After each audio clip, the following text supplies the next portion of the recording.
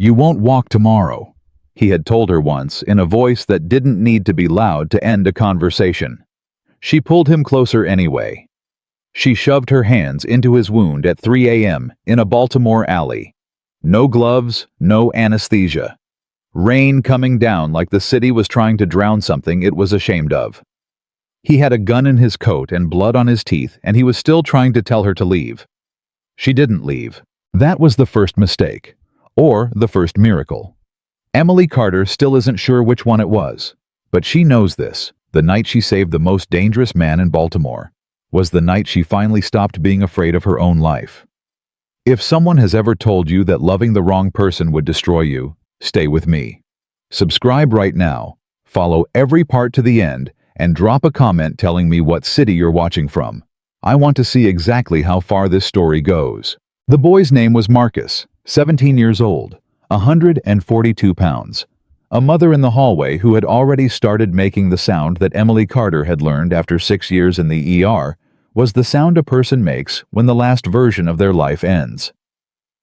Emily had called the time herself. 1:48 a.m.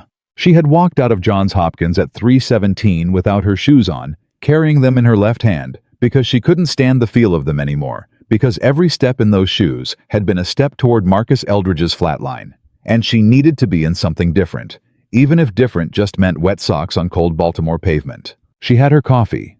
She had 11 minutes left on a walk home she had made 100 times. She had nothing left inside her chest that felt like anything at all. That was the condition she was in when she heard the whisper. Not a shout. Not a cry. A whisper the kind that carries precisely because it is controlled, because the man producing it had trained his voice the way other men train weapons. Low. Deliberate. Aimed. Don't call 911. If they come, more people die. She stopped walking. The alley between Fayette and Pratt was narrow and badly lit and smelled like standing water and old grease, and the single overhead bulb was half gone, stuttering in the rain, like it was trying to decide whether to give up entirely. Emily stood very still and did what she did in trauma bays when something changed. Without warning, she stopped everything non-essential and just listened. Breathing. Labored. Left-sided. A man working hard to make it sound normal. She turned. He was against the wall beside the far dumpster. Dark coat, dark hair plastered to his forehead, right hand pressed flat against his left side. In that specific way. The way that wasn't a stomachache, wasn't a cramp, wasn't anything except a person holding their own body together, because if they let go, the body stops. She saw the blood before she could stop herself from seeing it. Black in that light. A lot of it. Her brain said penetrating trauma lateral, probably between the 8th and 10th rib, 40-plus minutes post-injury based on the coagulation pattern at the coat edge, possible internal involvement. But the breathing pattern suggests the lung is intact. Her body said, walk away. She took one step backward. Please. One word. And the thing that stopped her wasn't the word itself, it was what was underneath it. Because this man's voice had the particular quality of someone who did not ask for things. You could hear it. The way certain people carry themselves so long without asking for anything that when they finally do the ask sounds almost foreign in their own mouth. Like a word in a language they once knew and had since stopped speaking. Not for me, he said. His voice was tightening now, the control fraying at the edges. There's a girl. Caleb's men, they'll use my phone. If they find my phone, they find her. And if they find her... He stopped, swallowed something that cost him. Please, I don't care what happens to me. I need someone to get rid of that phone. She looked at him for a long moment in the stuttering light. Who's Caleb? She said. Something moved across his face. Not surprise. More like recognition. The look of a man who had just registered that the person in front of him was not going to behave the way people usually behaved around him. My brother, he said. And the girl, 19. She helped me with something she shouldn't have. They'll kill her for it. His jaw tightened. I'm asking you to get rid of a phone, that's all. Then you can go. Emily looked at him for 3 more seconds. Then she looked at the blood on the pavement. Then she looked back at him. "I'm a nurse," she said. "I know," he said. "I saw your badge." "Then you know I can't watch someone bleed to death in an alley and just walk away. I'm not asking you to save me. I'm asking you to throw a phone in a drain." "I'm going to do both," she said, moving toward him. "Give me the phone first. Then we deal with your side." He stared at her. And for a fraction of a second, just a fraction, she saw it. Not gratitude. Something older and more complicated than gratitude. Something that looked almost like he had forgotten somewhere along the line that people could make choices like the one she had just made. He reached into his coat. Slowly. Deliberately keeping his other hand visible, both palms oriented toward her. She noticed that, filed it. He held out the phone. She took it, walked 3 steps to the gutter drain at the curb and dropped it in. They both listened to the splash. "Done," she said. "Now, entry wound left side, 1 or 2, 1, he said. Exit wound 2, clean through." "Good. Did you lose consciousness?" "No." "Nausea, vision changes?" "Neither." "How long ago?" 45 minutes. She crouched beside him, put her hand over his applied counterpressure against the wound, and felt him absorb the pain of that without making a sound. She pressed harder. Testing clinical, and still nothing. Not even a sharp breath. "You've been shot before," she said. "Yes." "More than once." A pause. "Yes." She stood up. "My apartment is 2 blocks. You're going to put your arm over my shoulder. You're going to let me take some of your weight. If anyone sees us, you're my cousin, and you fell." He looked at her like she had said something in a language he was still translating. "You don't know who I am," he said. "I know exactly who you are," she said quietly. "Half of Baltimore knows who you are. The mothers on this block tell their sons your name the way people used to tell children about what lived under the bed." She got her shoulder under his arm. He was solid, all of it, real, no softness anywhere, and she felt him carefully, consciously redistribute his weight so as not to overwhelm her. Even now, even like this. "But right now you're a man with a bullet hole in his side, and I'm the only medical professional in this alley, so you're going to trust me, or you're going to die here. Your choice." He said nothing for a moment, then quietly, 2 blocks. 2 blocks. "Let's go," he said. "On God." She had the kind of medical kit that made ER nurses look at her sideways when she mentioned it. Full suture set, irrigation supplies, lidocaine. She technically shouldn't have had hemostatic gauze. Blood pressure, cuff, pulse, ox. The whole thing packed into a waterproof duffel she'd built after a wilderness medicine course and never stopped updating. She had always told herself it was because she liked being prepared. She had never imagined the patient would be this. She got him onto the kitchen table. The table because it was flat, because it was the right height, because she was not putting a bleeding stranger on her couch, and cut away the left side of his coat and shirt with medical scissors, while he sat absolutely still and watched her work with the kind of focus that made the back of her neck prickle. The wound was clean. She had been right about the rib spacing. The exit wound was slightly larger than the entry standard for the projectile path, and the surrounding tissue was bruised but holding. No signs of pneumothorax. No abdominal rigidity suggesting bowel involvement. Lucky. Brutally, unreasonably lucky. "I have lidocaine," she said, uncapping the syringe. "Local anesthetic. It'll burn for 30 seconds, and then skip it," he said. She looked up. "This is going to be significant pain." "I know what significant pain is." "That's not—" She stopped. Looked at his face. At the absolute stillness there. At whatever was behind his eyes that had clearly been carrying things she couldn't name for a very long time. "Fine," she said. "Don't move." "I won't move," he said.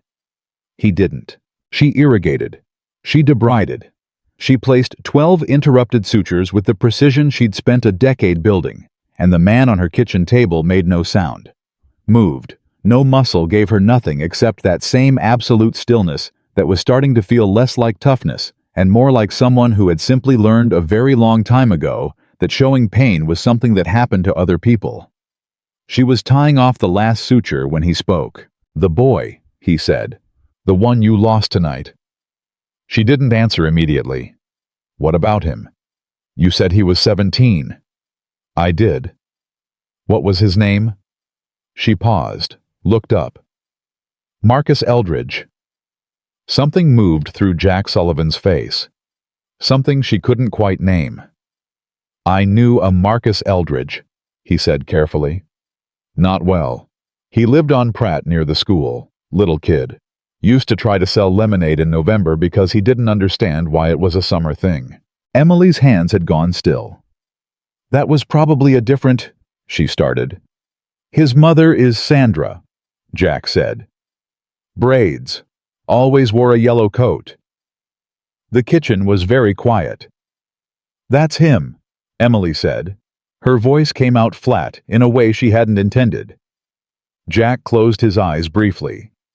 When he opened them, the expression on his face was not the controlled blankness she'd seen earlier. It was something unguarded and tired and real. "I'm sorry," he said. "Did you know him?" she said. "Recently, I mean. Did you know was he involved with—" "No?" Jack said immediately and firmly. "No, he wasn't. I don't—" He stopped. His jaw tightened. "There are lines. There have always been lines. Kids like that, no. Never." She believed him. She didn't entirely know why she believed him, and that bothered her. But she did. She stepped back from the table, stripped her gloves, turned to drop them in the kitchen trash, and that was when she saw him looking at the wall. At the photograph. Her father. Robert Carter.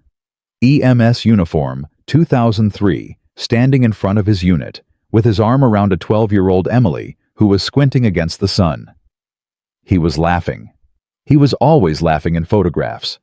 He had been the kind of man who laughed the way other people breathed constantly without having to think about it. She watched Jack Sullivan look at that photograph, and she watched the color leave his face in a way that had nothing to do with blood loss. "Who is that?" he said, though something in his voice told her he already suspected. "My father," she said. "Robert Carter. He was a paramedic. He died 11 years ago." Silence. "He drove into a shooting on North Carey Street," she continued. "False emergency call. Diversion tactic. Whoever planned it knew the EMS route. They knew exactly which intersection would be covered." She watched his face. She couldn't stop watching his face. The investigation went cold. Nobody was ever charged.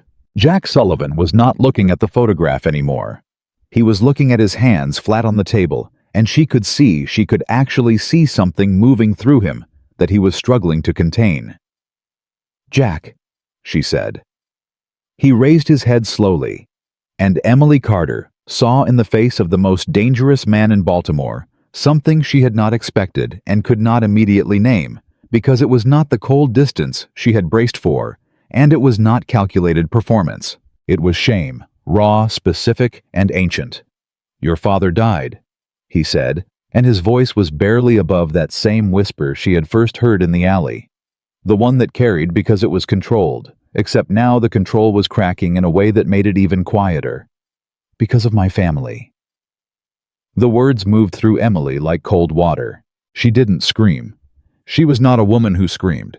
She stood in her own kitchen in her wet socks, with this man's blood still drying under her fingernails, and she felt 11 years of a particular grief rearrange itself around a new and terrible shape. She had pulled him out of the rain. She had stitched him with her own hands.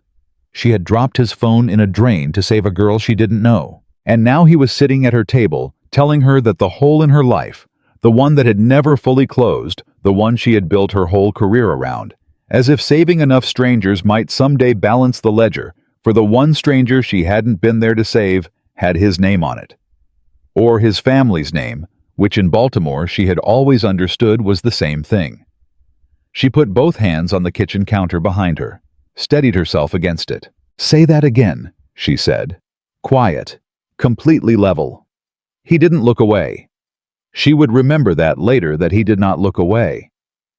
"My father," he said. The call that night, the diversion, The route someone in my father's organization arranged it, to clear a corridor. Your father was—" He stopped. It wasn't supposed to be, there was no order to hurt a paramedic. But he drove into— He stopped again. It doesn't matter what the intention was. No, she said. It doesn't. I was 19, he said. I didn't know. I found out years later. I looked into it myself. He breathed out slowly. There is nothing I can say to you that makes that into a different thing than what it is. Emily looked at him for a long time. The rain outside had not let up. The bulb in the kitchen was slightly too bright. Somewhere below a pipe in the old laundromat ticked against its housing the way it did every night. Everything was exactly the same as it had been an hour ago. Everything was completely different. You're right, she said finally. There isn't. She turned back to her medical supplies and began organizing them back into the duffel with precise, careful movements. Her hands were not shaking. She had trained them over years not to shake at the worst moments. You can't leave tonight, she said, her back to him. The wound needs to stay compressed, and you need to stay still for at least 6 hours, or you'll tear the sutures. The couch pulls out. Silence from behind her. Emily, he started. I'm not doing this for you, she said. She kept organizing, kept her hands moving. I'm doing it because if you tear those sutures and bleed out in a Baltimore alley, the only person who'll know what you just told me is you, and I am not going to let that information die in a gutter. A long pause. What are you going to do with it? He said. She finally turned around, looked at him directly. This man who had her father's death somewhere in his history and a bullet wound she had just closed with her own hands, who had tried to give her permission to leave him 3 separate times, and hadn't once asked for her pity. I don't know yet, she said honestly. He held her gaze. Neither do I, he said. And in the apartment above the dead laundromat, in the particular quiet that follows the kind of truth that cannot be taken back, they stayed exactly where they were, 2 people standing in the wreckage of a night that had already changed everything, waiting to find out what came next. She didn't sleep. She sat in the chair across from the pull-out couch and watched him breathe for 2 hours, not because she was afraid he would run, but because she didn't trust herself to stop watching. Every time she tried to close her eyes, she saw her father's photograph. Then she saw Jack Sullivan's face when he looked at it. Then she saw the shame, that specific, unperformable shame, and she had to open her eyes again, because looking at the actual man was somehow easier than looking at the version of him that lived behind her eyelids. He slept like someone who had learned to sleep in dangerous places. Flat on his back, one hand loose at his side, breathing shallow and even. Even unconscious, he didn't look relaxed. He looked like a man who had simply found the minimum amount of rest his body required and was taking exactly that and nothing more.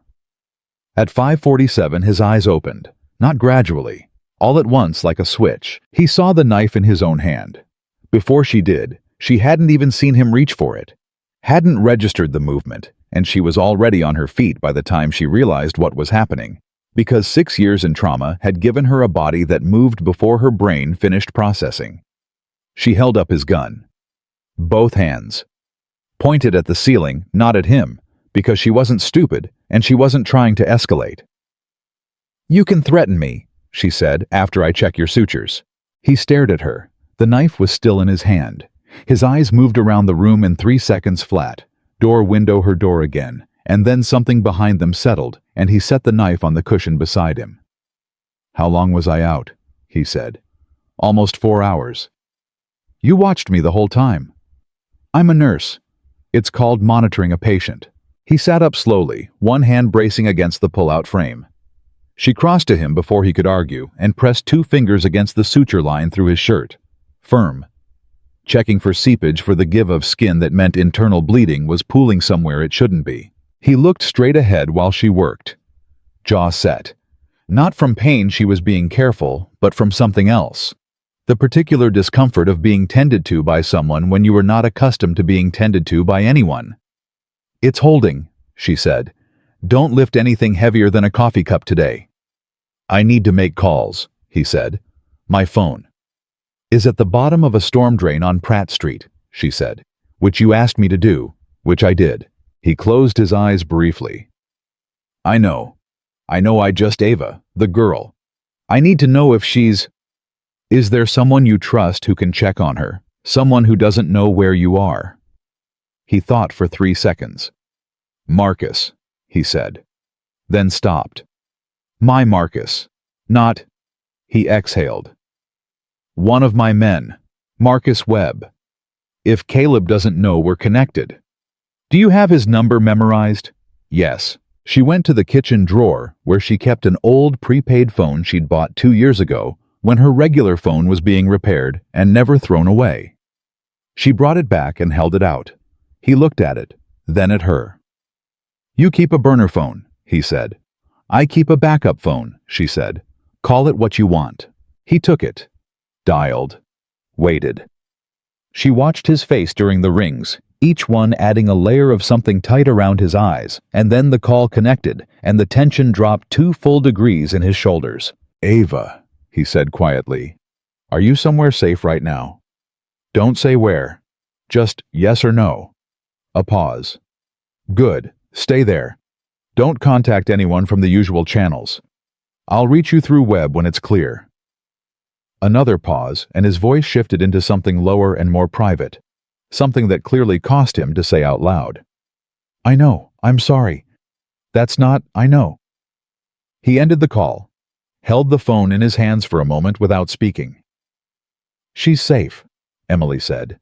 For now, he said. Caleb will keep looking. He's not the type to let a loose end breathe for long. Emily sat back down in her chair. The morning light was coming in now gray and thin, the kind that Baltimore produced in March, like it was rationing something. She looked at Jack Sullivan sitting on her pull-out couch with her stitches in his side and a borrowed phone in his hands, and she thought, I do not understand this man at all. And I understand him more than almost anyone he's ever met. Tell me about Caleb, she said. He looked at her sharply. You're stuck in my apartment, she said. I deserve to know what I'm in the middle of. He was quiet for a moment. Then he set the phone on the cushion beside the knife and leaned back carefully and looked at the ceiling. Caleb is 3 years younger than me, he said, and he wanted what our father had, the fear, the reach. He thought that was the point. Our father built something from nothing illegal, yes, but functional, organized, self-sustaining. He kept 4 neighborhoods from tearing themselves apart for 20 years because everyone knew the rules and the rules were enforced. He paused. Caleb looked at that and saw power. I looked at it and saw a system that worked despite the violence, not because of it. And your father? My father thought mercy was a defect, Jack said flatly. He spent 15 years trying to correct it in me.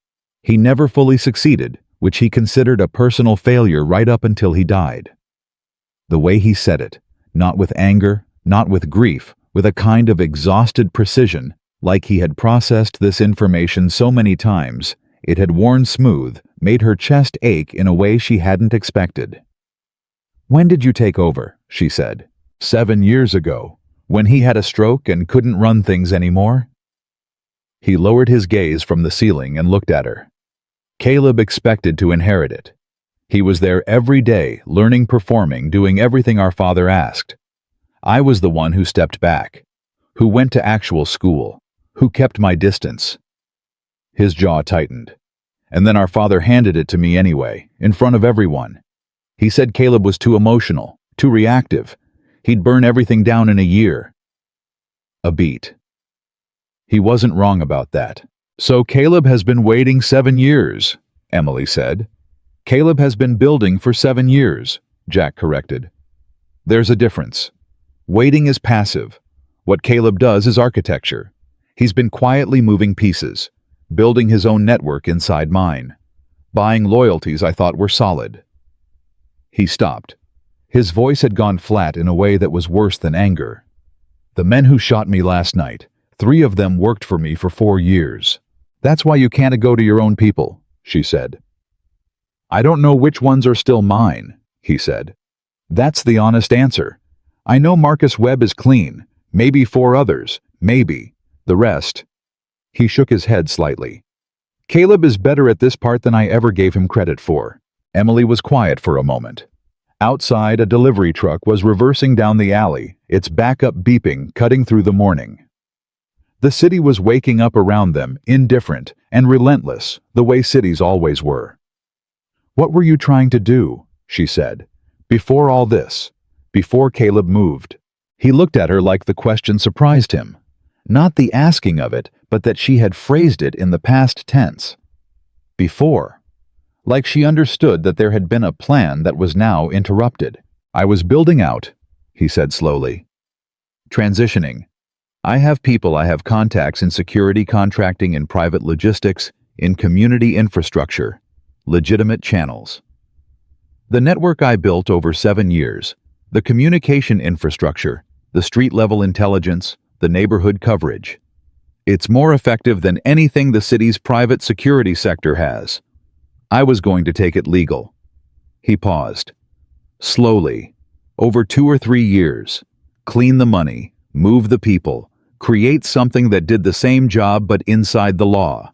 "And Caleb found out," Emily said. "Caleb found out, he confirmed. And to him, that wasn't ambition. That was surrender, weakness, betrayal of everything our father built." He exhaled. "To Caleb, going legitimate means giving up. It means becoming nothing. It means admitting the whole thing was wrong." "Was it wrong?" Emily said. He looked at her directly. He didn't look away. "Yes," he said. "Parts of it, most of it. In the ways that matter, yes." She hadn't expected that. Or maybe she had. She wasn't sure anymore what she expected from him. She nodded once, then she stood up. "I'm going to work," she said. "I have a shift at noon. You're going to stay here, stay away from the windows, and not open the door for anything. There's food in the refrigerator. Don't touch the shelf with the blue tape that's my sister's dietary stuff, and she will know." He stared at her. "You're going to work. People are still getting hurt in Baltimore regardless of what's happening in my apartment," she said. "So yes, Emily." He said her name and she stopped moving. It was the first time he'd used her name since she'd told it to him, and the way he said it was careful in a way that made her turn around. "Last night, what I told you, about your father." The room shifted slightly. She stood very still. "I'm not going to pretend I know what you should do with that," he said, "or what I owe you for it. I don't have a number. There's no number that makes that into a transaction. I know that." His eyes held hers. "But I didn't want you to walk out that door without knowing that I know what I told you last night, and that I've known it for 8 years, and that I've been paying for it in ways that don't look like payment to anyone watching, but that are the only currency I have." She was quiet for a long moment. "The shelters," she said. "I've heard things. Anonymous funding, kids' hospital bills, the community kitchen on Ensor that nobody can find a donor name for." He said nothing. "Is that what payment looks like?" she said. "It's what trying looks like," he said. "I'm not arrogant enough to call it payment." She picked up her bag from the hook by the door. She put her hand on the doorknob. She stood there for 3 seconds without turning it.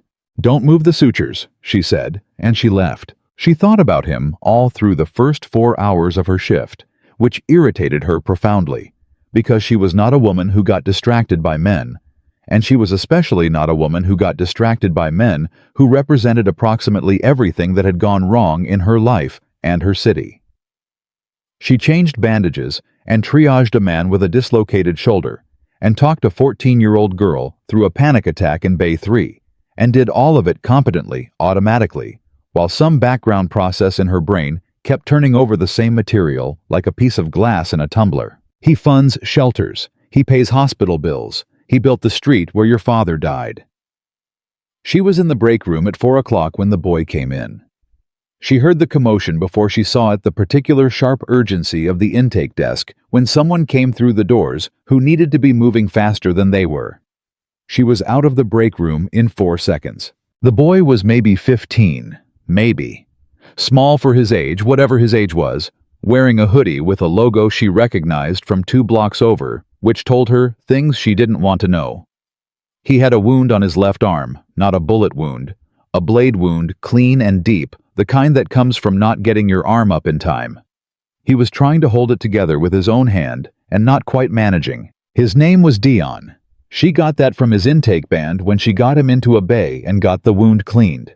He wasn't going to lose the arm. The cut missed the brachial artery by less than an inch, which was the kind of near miss that aged you to know about, but he needed sutures, and he needed to stay still for it, and he was not interested in staying still. "Dion," she said in the voice she had developed for exactly this, calm but concrete, not soft, not hard, just level. "I need you to stay still for 4 minutes, that's all. 4 minutes and you walk out of here on your own." "I can't stay," he said. "They know I came here." "Who knows?" He looked at her. The calculation in a 15-year-old's eyes when he's deciding how much a nurse can be trusted with. She had seen it 100 times. "Nobody," he said. "Dion, nobody," he repeated, firmer. She worked quickly, cleaning, irrigating, placing the sutures with speed that came from practice.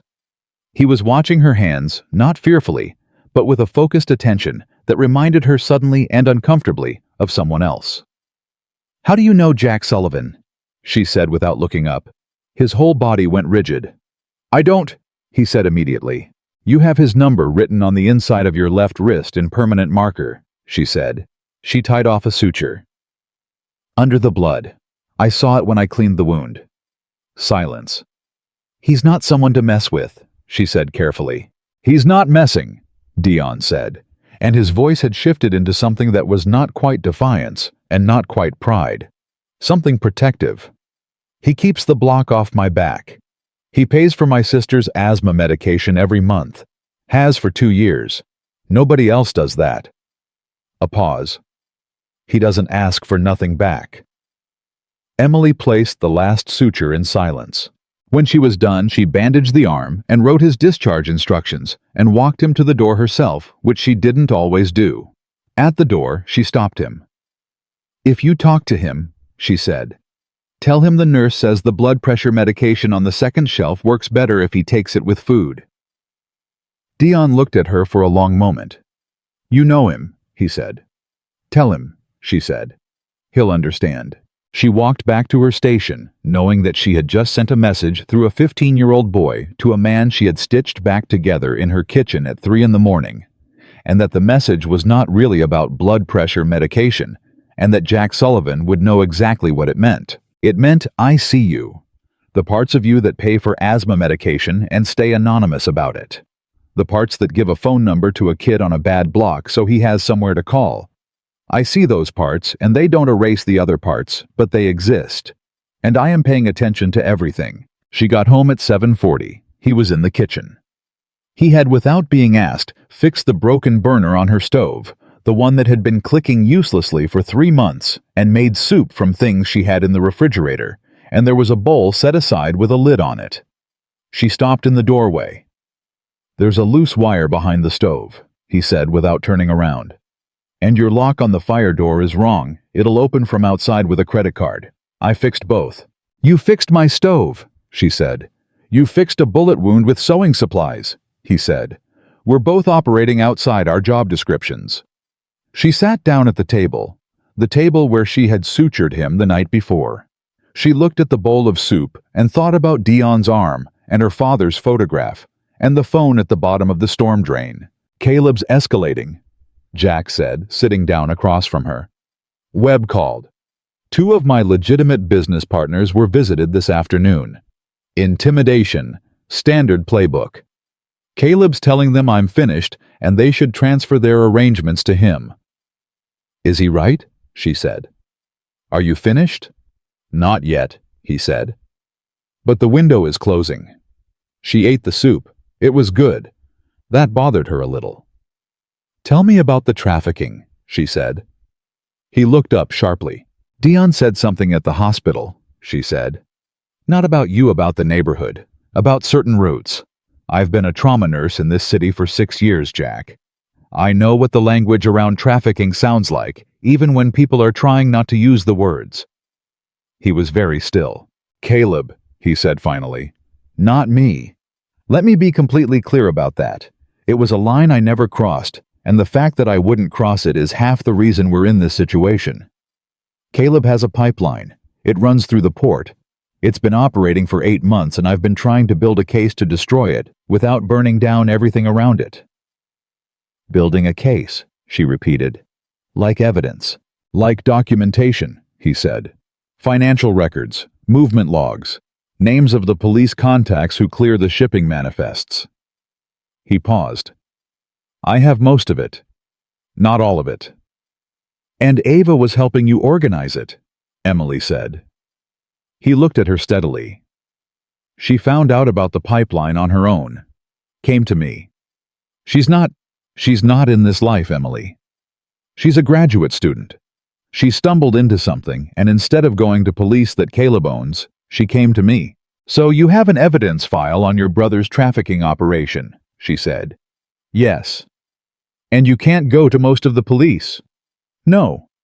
And Caleb knows you have it. He suspects, which is almost worse. Suspicion makes him less predictable." She set her spoon down, looked at him across the table. "Thought about the kind of chess game. This was not the kind where you could see all the pieces, but the kind where half the board was hidden, and the other player was your own brother. You need to move faster than him," she said. "I know. And you need someone Caleb doesn't consider a threat," she said. "Someone he's not watching. Someone who moves through parts of this city that your network doesn't naturally reach." He was very quiet. "Someone like a trauma nurse," she said. "No," he said immediately. "Absolutely not." "Jack, no." His voice was flat and final, in a way she had not heard from him before, not controlled, not managed, genuinely immediate. "You are not getting pulled into this further than you already are. That is not a conversation." "It's already not a conversation," she said. "I dropped your phone in a drain. I have your blood under my fingernails. I sent a message through a 15-year-old boy in my ER tonight. I'm in this whether you categorize it or not." He looked at her across the table, the soup between them, the repaired stove behind him, her father's photograph still on the wall where it had always been. And she could see him working through something. Not calculating exactly. Something more complicated than calculation. Something that had to do with the particular impossibility of a man who had spent his whole life controlling his environment, suddenly finding himself in a situation he could not control with a woman he could not categorize. "This isn't," he started, stopped, tried again. "People who get close to me get hurt," he said. "That's not self-pity. That's a documented pattern." "People who don't get close to you also get hurt," she said. "I've got 11 years of documented proof of that, too." The words landed. She saw them land. And she didn't take them back because they were true, and because she had learned after Noah, and after everything that came after Noah, that the most dangerous thing she could do was soften true things to protect someone else's comfort. He said nothing for a long time. Then quietly, "The evidence file needs to be organized, cross-referenced, formatted in a way that a DA's office can actually use. Ava started it, but she can't finish it from wherever she's hiding." Emily met his eyes. "I can do that," she said. "If Caleb finds out you're helping me, then we make sure Caleb doesn't find out." She watched him struggle with it. Watched the man who had been trained to believe that asking for help was weakness sit across from her in a kitchen he had partially repaired and work against 20 years of conditioning. "Why?" he said finally. The question was stripped of everything except what it actually was, genuine, unguarded bewilderment. "You have every reason in the world to want me gone. Why are you—" "Because your brother is running a trafficking pipeline through my city," she said. "Because there's a girl hiding somewhere who came to you instead of corrupt cops and deserves better than to keep hiding. Because I spent 11 years angry at a faceless thing, and now the thing has a face, and the face is sitting across from me, eating soup, and it turns out the face is also trying to fix it." She paused. "I'm not forgiving you. I'm not forgiving your family. I am making a practical decision about what I do with the information I have." He held her gaze, and she saw something in his face that she would think about for a long time afterward, something that was not relief exactly, and was not gratitude exactly, but was perhaps what a man looks like when he has been carrying something alone for so long that even the partial weight-sharing of a single other person, being willing to know the truth of it, changes something structural in his expression. "Okay," he said. Quiet. Simple. "Okay," she said. She reached across the table and pulled the soup back toward her and finished it while they sat in the specific strange silence of two people who had just made a decision they both knew they couldn't take back. She was washing the bowl when she heard him say it. "Your ex-husband," he said. "Noah." She turned slowly. "Webb pulled some information," he said. "I asked him to look into your life, not deeply, just enough to know who might be watching your building, who might be a vulnerability." He paused. "I'm sorry. I should have asked. But what I found..." Another pause. Heavier. "He controlled your accounts. For 3 years. Isolated you from your sister. Built a version of himself for everyone else that had nothing to do with what happened inside your home." The bowl was dry. She kept drying it. "That's accurate," she said. "I want you to know," he said, and she could hear him choosing every word with the precision of someone defusing something, "that I understand that a man who talks about protection while using power over a woman is the worst kind of liar. And I am not going to be that. Whatever this is, whatever I'm asking of you, I'm not asking you to become smaller. I'm not asking you to disappear into this."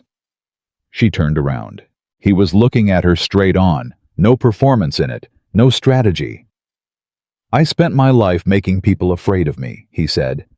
"I am not going to spend whatever time I have left making you afraid of me.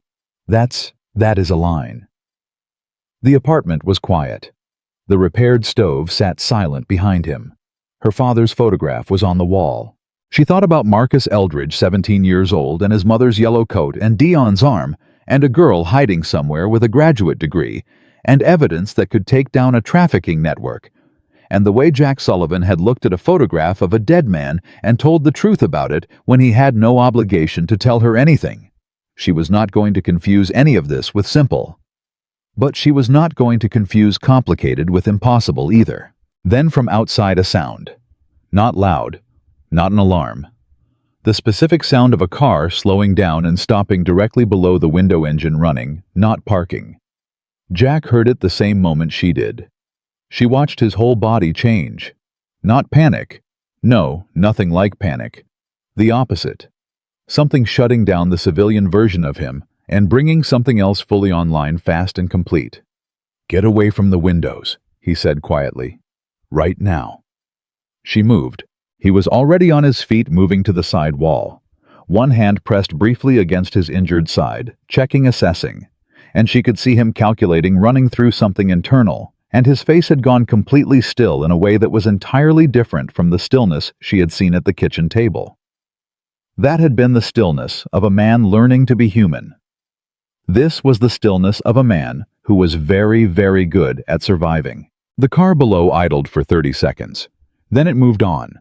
The silence it left behind had a different texture than the silence before it. Thinner. Like something had passed very close without quite touching them, and both of them could feel the wind of it. He turned from the wall and looked at her. "We have less time than I thought," he said. She held his gaze without flinching. "Then we'd better work fast." He nodded once.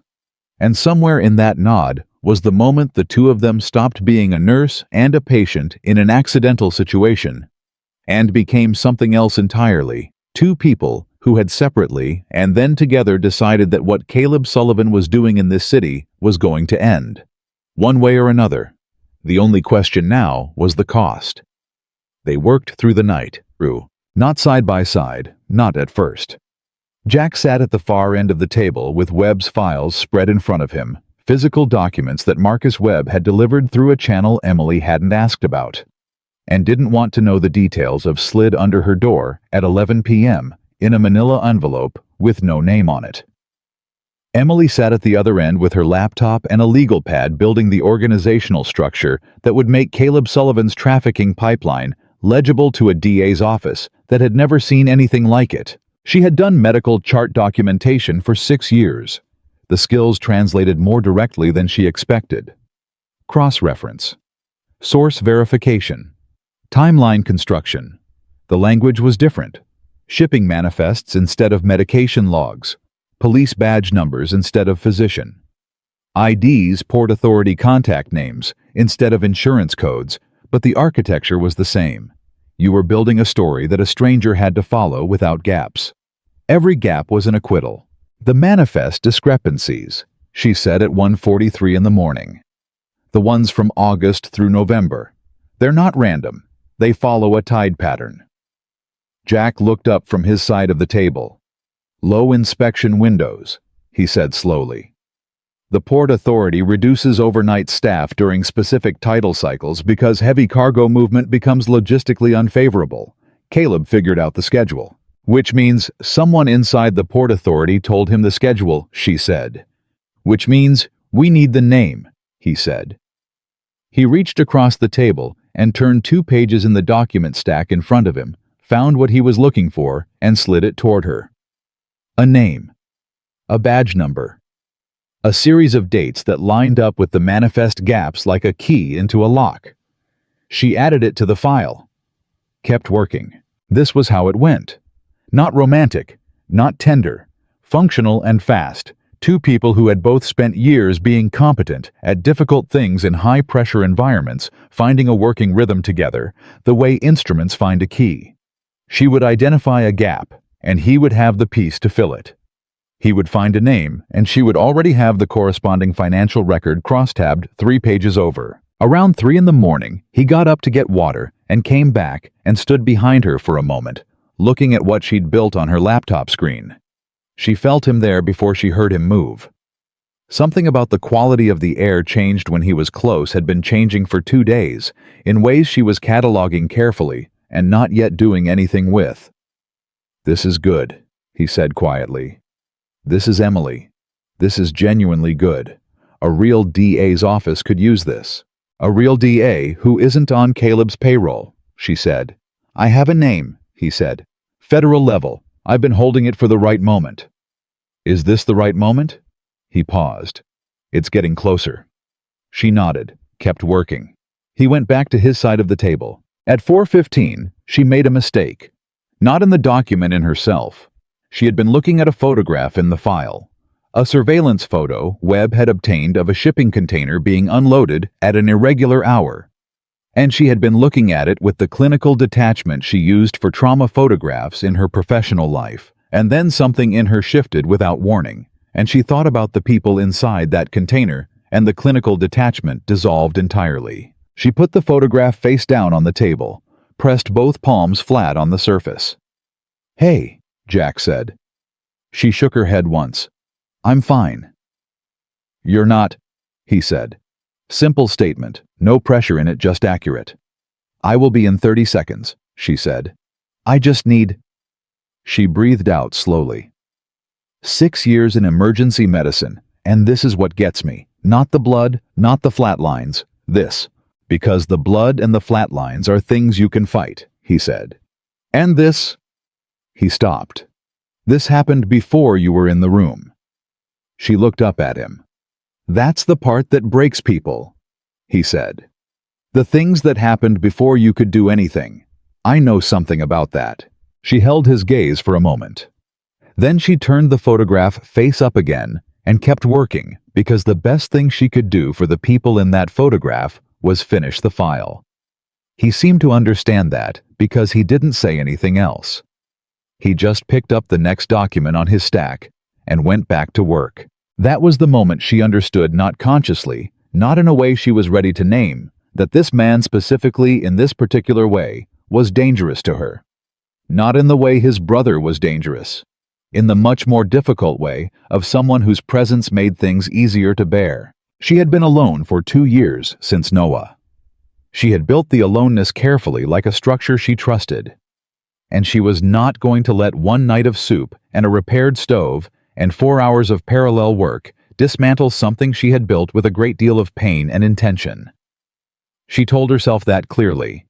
She believed it approximately halfway. The warning arrived at 6:47 in the morning on the prepaid phone. Webb. "One sentence, Caleb knows the building. Jack had the phone in his hand before she registered what she'd seen. He read it. His face did that thing, the civilian version shutting down the other version coming fully online. She had seen it once before when the car idled outside. She was faster at reading it now. "How long do we have?" she said. "Minutes," he said. "Maybe less." "The file. Send it to the federal contact, right now. The address is in the last page of Webb's documents." He was already moving, pulling on the jacket that had been drying over the back of a chair, the one she had cut the side out of and not yet repaired. "Do it before we move. If something happens, if we get separated, the file has to be somewhere Caleb can't reach." She had the email drafted in 90 seconds, attached the full file, sent it, turned the laptop so he could see the sent confirmation. "Good," he said. "Let's go." "Where?" "I have a place," he said. "Caleb doesn't know about it. It's clean." "How do you know it's clean if you don't know which of your people are compromised?" He paused. One beat. The kind of pause that told her he had already thought about this, and the answer was uncomfortable. "I don't know with certainty," he said. "I know it with as much certainty as I have right now. That's what we have." She grabbed her medical bag automatic, the same reflex that had grabbed it 3,000 times before, and her coat and her keys. She looked once at her father's photograph on the wall. She had the brief, strange thought that he would have found this situation either horrifying or completely consistent with everything he'd known about her. Probably both. She left without touching it. She left. The safe house was a floor of a building in Fells Point that looked from the outside like it was between tenants. Inside, it was functional and deliberately unmemorable, the kind of space that was designed to feel like nowhere, so that it couldn't be described as somewhere. She registered all of this in about 12 seconds and then stopped cataloging it, because she had learned from Jack, without him ever explicitly teaching her, that the least useful thing you could do in a crisis was be a tourist in your own situation. Webb met them there. He was taller than she'd pictured from the voice on the phone. Broad, quiet, with the kind of face that processed everything and volunteered nothing. He looked at Emily the way people looked at things that didn't fit their mental map of a situation. Not hostility, pure recalibration. "She's clean," Jack said before Webb could say anything. "I know she's clean," Webb said. "I'm just trying to understand what we're doing." "She built the file," Jack said. "It's sent to the federal contact." Webb looked at Emily with an expression that had shifted from recalibration to something that was almost respect. "You sent it already." 20 minutes ago, she said. "Before we moved." "Good," Webb said. He turned back to Jack. "Caleb is not waiting anymore. He's made his play with the business partners. 3 of them have already transferred arrangements. He's put a number on you." Jack was quiet. "How much?" he said. Webb told him. Emily watched Jack absorb this without visible reaction and thought that is the number at which people who have known you for years decide they don't know you that well. "And Ava," Jack said. Webb's expression shifted. Just slightly. The way expressions shifted when the next sentence was not good news. "Caleb's men found the location she was using," he said. "She got out, she's mobile, she's not taken, but she can't stay mobile indefinitely." "Where is she heading?" "Community center on Guilford. She said she knows someone there." "I know the community center," Emily said. Both men looked at her. "I volunteer there twice a month. Ava could walk in without raising any flags if she's coming from outside. It runs open access programs. Anyone can be there for legitimate reasons." Jack looked at her steadily. "That's not a coincidence," he said. "Caleb's men will check known contacts of Ava's.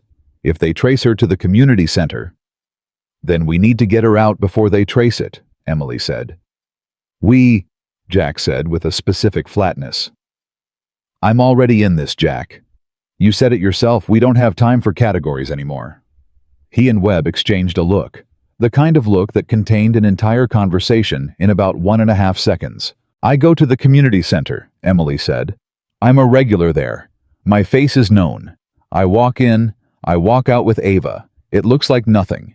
You send Webb to cover the perimeter. You stay here and finish the documentation on the Port Authority contact. I'm not sending you into a building Caleb's men might already be watching, Jack said. You don't send me anywhere, she said. Not angry, just precise. I'm making a decision about my own movements. You can cover the outside or not. That's your decision. He looked at her for a long moment. She watched him work through it, the part of him that was still operational, strategic, calculating angles, versus something else that was less comfortable to name and more difficult to override. Webb, he said finally without looking away from her. Full perimeter. 2 men at each exit. Done, Webb said already on his phone. Emily. He said her name the way he had said it in the kitchen with that careful weight. If anything feels wrong, anything at all, you walk out and you don't stop walking. Do you understand me? I've been reading rooms my whole life, she said. I'll be fine. She meant it. She also didn't fully believe it.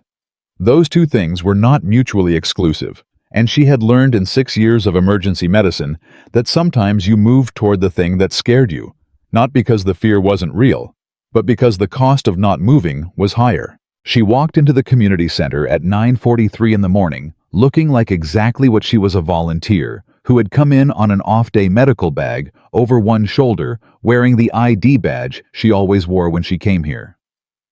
The woman at the front desk, Lorraine, 62 years old, and the institutional memory of this entire building, looked up and said, Emily, we weren't expecting you today. And Emily said, I know, I just wanted to check on the supply inventory. And Lorraine said, well, you know where everything is. And that was it.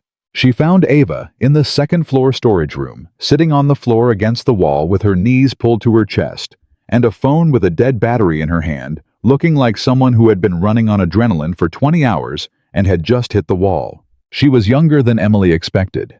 Not in age, mid-20s, Jack had said graduate student, but in the specific way that people who have never before been in genuine danger look young when danger finds them. There was no performance in her, no attempt to look composed. She just looked at Emily and said very quietly, Jack sent you? Jack didn't send me, Emily said, crouching down to her level. I sent myself, but he knows I'm here. Are you hurt? No? She paused. My ankle. I came down a fire escape too fast. Emily checked it quickly. Sprained, not broken. She wrapped it from her bag, the automatic competence of someone who had done this 10,000 times, and Ava watched her with the particular attention of someone who needed to trust something and had decided this was a safe thing to trust. The file, Ava said. Did he finish it? We finished it, Emily said. It's already sent. Ava closed her eyes briefly. Opened them. I've been carrying that for 3 months, she said. Since I first found the manifest records. 3 months of I didn't know who to go to. I didn't know if the people I'd go to were Caleb's people. So I went to Jack. Was that the right call? Emily said. Not because she didn't know, but because she wanted to hear Ava say it. Yes, Ava said without hesitation. He took a risk he didn't have to take. He could have buried the whole thing and protected himself. He didn't. She paused. He's been trying to fix things for years. You have to understand that about him. It doesn't fix everything, but it's real. Emily stood up, held out her hand. Can you walk? I can walk, Ava said. She took the hand and stood up. They came down the front stairs together. Emily slightly in front, casual, one hand in her coat pocket, and they were 10 feet from the front entrance when Emily saw the man by the door who had not been there when she came in. He was not looking at her. He was looking at his phone. But the angle of his body was wrong for someone looking at their phone. The weight distribution was wrong. She had learned from 6 years of watching people in waiting rooms who were pretending to be calmer than they were exactly what it looked like when a body was pretending. She kept walking, same pace, same expression. She said to Ava very quietly, without moving her lips more than necessary, Don't change your pace, and don't look at the door. Ava said nothing, kept walking. Emily pushed through the front door first and put herself between Ava and the man's sightline for the 3 steps it took to clear the entrance, and then Webb was there, Just there, appearing from the left, with the specific purposefulness of someone who had been watching the door since before any of this, and he had Ava by the arm, and they were moving left down the block before the man inside had fully registered what he'd seen. The car was at the corner. Emily got in. Webb got in. Ava got in. The door closed. The car moved. Emily looked back through the rear window at the community center entrance and saw the man coming through the door fast phone, already at his ear, looking left and right and not finding them. She turned back around, let out the breath she had been holding for approximately 4 minutes. "You're good," Webb said with the same tone he might use to describe a well-executed logistics handoff. "Thanks," Emily said, and meant it differently than he probably intended it. Jack was pacing when they came back. Not anxiously functionally the way people moved when they were processing at a higher speed than standing still could contain. He stopped when the door opened and looked at Ava first, assessing quick a once-over that checked for injury before it registered relief, and then looked at Emily. She held up her hand before he could say anything. "We're fine, both of us." "There was a man at the door," he said, not a question. Webb had already messaged him. "There was a man at the door," she confirmed. "We were already past him." Something moved through his face. She was getting better at reading what moved through his face, which was itself a piece of information she was not entirely sure how to hold.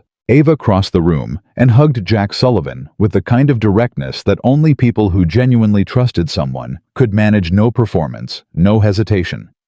And Jack for a moment looked completely unprepared for it.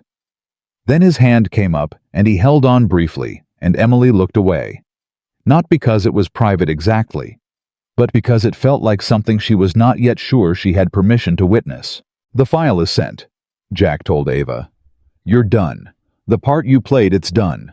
Webb is going to move you somewhere Caleb has no reach. Tonight." "What about you?" Ava said. "I have something to finish," he said. "Jack, you gave me 3 months of work and you almost got killed for it," he said quietly. "Let me use it." Ava looked at him for a long moment. Then she looked at Emily. The look contained a question Emily wasn't entirely ready to answer. She answered it anyway with a small nod. Not of reassurance exactly, of confirmation. He's not alone in this. Ava seemed to find that sufficient. She let Webb lead her to the back room. The two of them were alone again. "The federal contact responded," Jack said, turning to the laptop on the table. 40 minutes after you sent the file. They want a conversation." "A conversation," Emily said. "What does that mean at the federal level?" "It means they've seen enough to be interested," he said. "It means if I bring them the Port Authority name and the police contacts in person with corroborating testimony, they can move." "Can you get to them without Caleb knowing?" "Maybe," he said. "But not tonight. Caleb's people are moving faster now. He knows I'm still operational, and it's making him less patient." His voice was even, but she could hear something underneath it that was not quite fear and not quite dread, something more like a man looking at a timeline and calculating whether it was going to hold. "He'll move to a provocation soon, something designed to force my hand, make me react emotionally." "What does that look like?" she said. He looked at her. And in the silence of the half-second before he answered, she understood in her body, before she understood it in her mind, that the provocation Caleb Sullivan would design for his brother would not come at Jack directly. Caleb knew Jack's weak points. Caleb had watched Jack for 7 years, and in the last 3 days, Jack Sullivan's only visible weakness was the nurse in the apartment above the laundromat, whose phone Dion had called and whose name Webb had pulled. "It looks like going after something you care about," Emily said quietly, "so that you stop thinking strategically and start thinking like a brother." Jack said nothing. "He's going to come after me," she said. "Or your sister," he said. The room was very still. "Ava," she said. "She's going," he said. "Tonight. Safe. And me. You're coming with me," he said. "Not as this isn't about keeping you close for my own." He stopped, started again. "You're not safe in your apartment. You're not safe at the hospital. Until Caleb is neutralized, the safest place for you is within my operational perimeter. That's a tactical reality, not a... Jack, she said. He stopped. I know, she said. He looked at her with an expression she had not seen on him before. Something undefended. Something that had stopped calculating and was just being what it was for a moment without protection. I know it's tactical, she said. I also know it isn't only tactical. And I'm not going to pretend those are the same thing, and I'm not going to pretend I don't know the difference. She crossed her arms. But I am also not going to be a person who makes decisions based on feelings during a situation that requires thinking. So let's think. A beat. Okay, he said. The word was quiet. It carried something she recognized from 2 nights ago when she had said she would help him, and he had said the same word in the same register. Acknowledgement. Wait. The particular okay of someone who does not say it lightly. She nodded once. Then tell me what the next move is. He opened his mouth to answer. The prepaid phone on the table lit up. Both of them looked at it simultaneously. Webb's number. Jack picked it up in the first ring. She watched his face while he listened. Watched it do the thing, the civilian version going offline, the other version powering up. But this time, there was something else underneath it. Something she had not seen before. Something that was underneath even the operational stillness. It was fear. Not for himself. She understood that distinction instantly and completely. She was a woman who had spent 6 years learning the difference between a person in pain for themselves and a person in pain for someone else. And what she was looking at right now was entirely the second kind. He ended the call, set the phone down. Caleb has Ava, he said. His voice was completely level in a way that was not calm. It was the opposite of calm. It was a man using every mechanism he had to not let what he felt turn into something he couldn't control. She wasn't gone yet. Webb got there 90 seconds after they took her. Emily said nothing. Waited. He sent a video, Jack said, to my backup channel. He turned the laptop toward her. On the screen, Caleb Sullivan, younger than Jack with the same jaw and none of the same weight behind the eyes that were sharp and cold and entirely certain of themselves, looked directly into the camera and said with a smile that did not reach anything above his mouth. You wanted to become clean, brother. You wanted to become something different, something worthy. You wanted to build things instead of own things. He paused. Come alone. To the shipyard on Clinton Street. 3 hours. Or I show this city exactly what your mercy costs. The video ended. Emily looked at the frozen frame. At Caleb's smile. At the darkness of whatever was behind him in that video. Then she looked at Jack. He was standing very still. Don't, she said.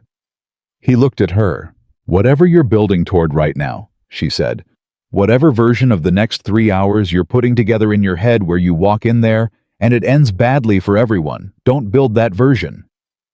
He has Ava, he said. His voice was still level. That was what made it frightening. I know he does, she said. And we are going to get her back, but not by walking into a shipyard alone like he wants. Not by doing the thing that makes Caleb right about you, that you're emotional, that you're controllable, that he can pull your strings by pulling the people around you. She crossed the room until she was standing directly in front of him. You told me you wanted to do this differently, that you wanted to build something instead of burn something. That is still possible, but not if you walk into that building alone. He looked down at her. The full weight of what he was carrying was visible right now. Not performed, not contained, just visible the way things became visible when a person stopped having the bandwidth to hide them. She's 23 years old, he said. She walked into this because she trusted me. I know, Emily said. And you're going to get her back. But you're going to get her back whole, which means you have to go in smart, not just fast. He was quiet for a moment. Webb, he said finally. Webb, she agreed. And the federal contact, can they move? Not in 3 hours. Then you need to go in with what you have, she said. But not alone. and not without a plan that doesn't end with you dead and Caleb still standing." He looked at her for a long time. She held his gaze and did not look away because she had learned in the last 3 days that this was a man who needed to be looked at directly, who had spent so long being looked at sideways with fear, with calculation, with deference, that directness was both uncomfortable and necessary for him. "If I go in there," he said slowly, "and I have Caleb at the end of it." "What does that sentence end with?" she said. "That's the actual question." He said nothing. "Because if it ends with you pulling the trigger," she said, "then Caleb wins. Maybe not tonight, but eventually. Because you become the version of yourself your father built, and that version loses everything eventually. You told me that yourself." "And if I don't," he said, "then you become something Caleb can't predict," she said.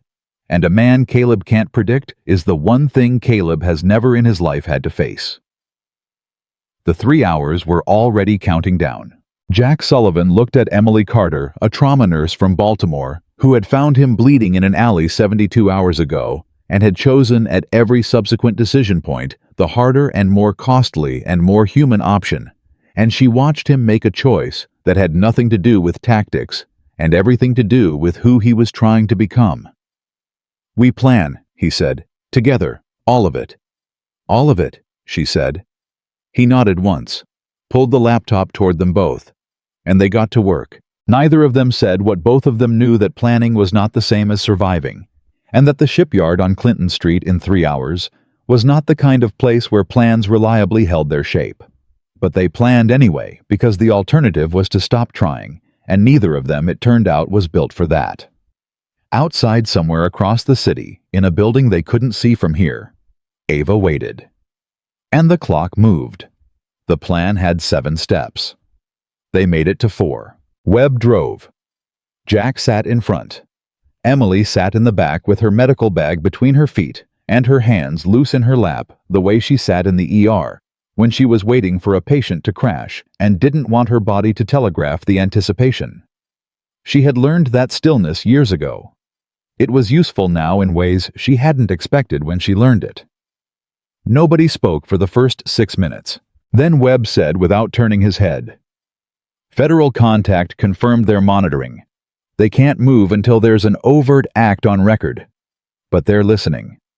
"How are they listening?" Emily said. Webb glanced at her in the rearview mirror, then at Jack. "The file you sent," Jack said.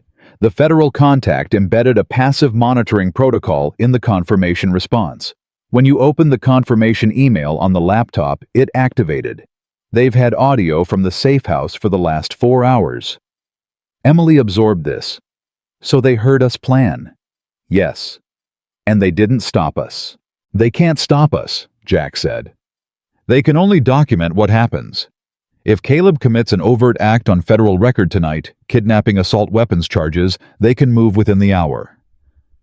"And if he doesn't commit an overt act," Emily said, "if he's careful?" "Then we give them something he can't deny," Jack said.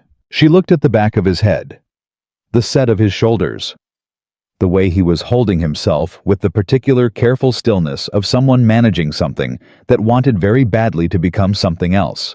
Anger or fear or grief, some large feeling that didn't have a clean name but that lived in the body and demanded space. "Jack," she said. "I'm fine," he said. "I didn't ask," she said. A beat. The city moved past the windows indifferent and lit Baltimore doing what Baltimore did at 11 at night, running on its own dark energy, knowing things about itself that it didn't share with strangers. "She called me once," he said quietly. 3 months ago, before any of this. She called me because she'd found the manifest records and she didn't know what to do, and she had nobody she trusted who wasn't connected to something she wasn't sure about. And I picked up." He paused. "I almost didn't. My policy was no contact with civilians, no complications, and I almost let it go to voicemail." "But you didn't," Emily said. "But I didn't," he said. "And now she's in a building with my brother, and it's because I picked up the phone. Or she's still alive because you picked up the phone. Emily said. And Caleb's operation is documented and sent to federal authorities because she trusted the right person. Those are also things that are true. He said nothing. You don't get to only count the costs, she said. That's not accounting. That's punishment. Webb made a sound that was not quite a laugh. More like the sound of a man who had worked with Jack Sullivan for years and had just heard someone say something to him that nobody had previously managed to say. Jack turned his head slightly, not enough to look at her, but enough that she could see the line of his jaw change. Your father would have liked you, he said.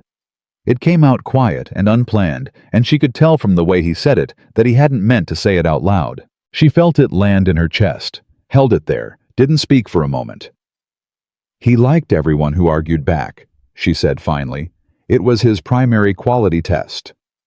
The car slowed. Webb said low and even, 2 minutes. The plan? The 4 steps that remained of the original 7 was this.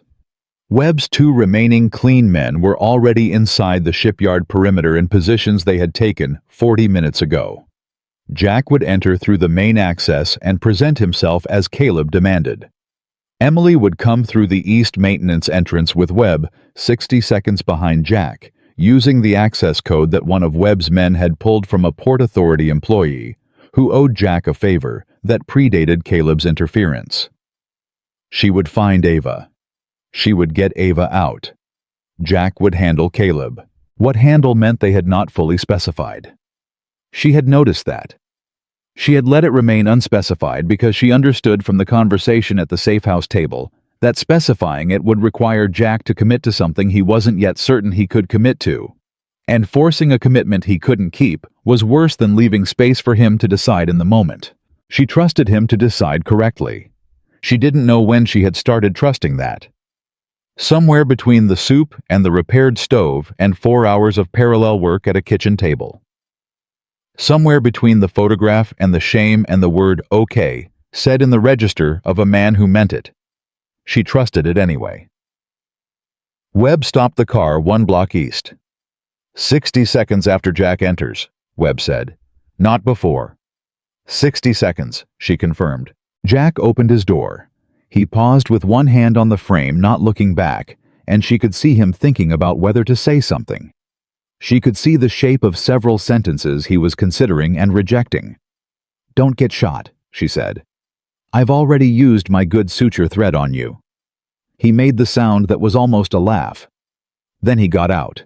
She watched him walk toward the entrance, and then Webb's door blocked her sightline, and she looked at her watch instead. Counted. Her hands were still. Her breathing was even. Somewhere in her chest, something was neither still nor even, but she had learned a very long time ago that you didn't have to be unafraid to act. You just had to be willing to act anyway. 58, 59, 60. Let's go, she said. The east maintenance entrance was exactly where Webb's contact had said it would be. The code worked on the second try. Her fingers had been slightly off on the first, and then they were inside, moving through a space that smelled like salt water and old machinery, and something underneath that she did not want to identify. Webb had his phone up screen, dark, navigating by memory from a schematic he had studied for 2 hours at the safe house. She followed him without hesitation, the way she followed senior physicians through unfamiliar hospital wings, not blindly, but with the particular trust of someone who has assessed competence and found it sufficient. She heard Caleb's voice before she saw anything. Not loud. Projected. The voice of a man performing for an audience, which in this case was his brother, which told her something about Caleb Sullivan that the file and the photographs and the manifest records hadn't fully conveyed. He needed Jack to see. He needed Jack to witness. This wasn't just about winning.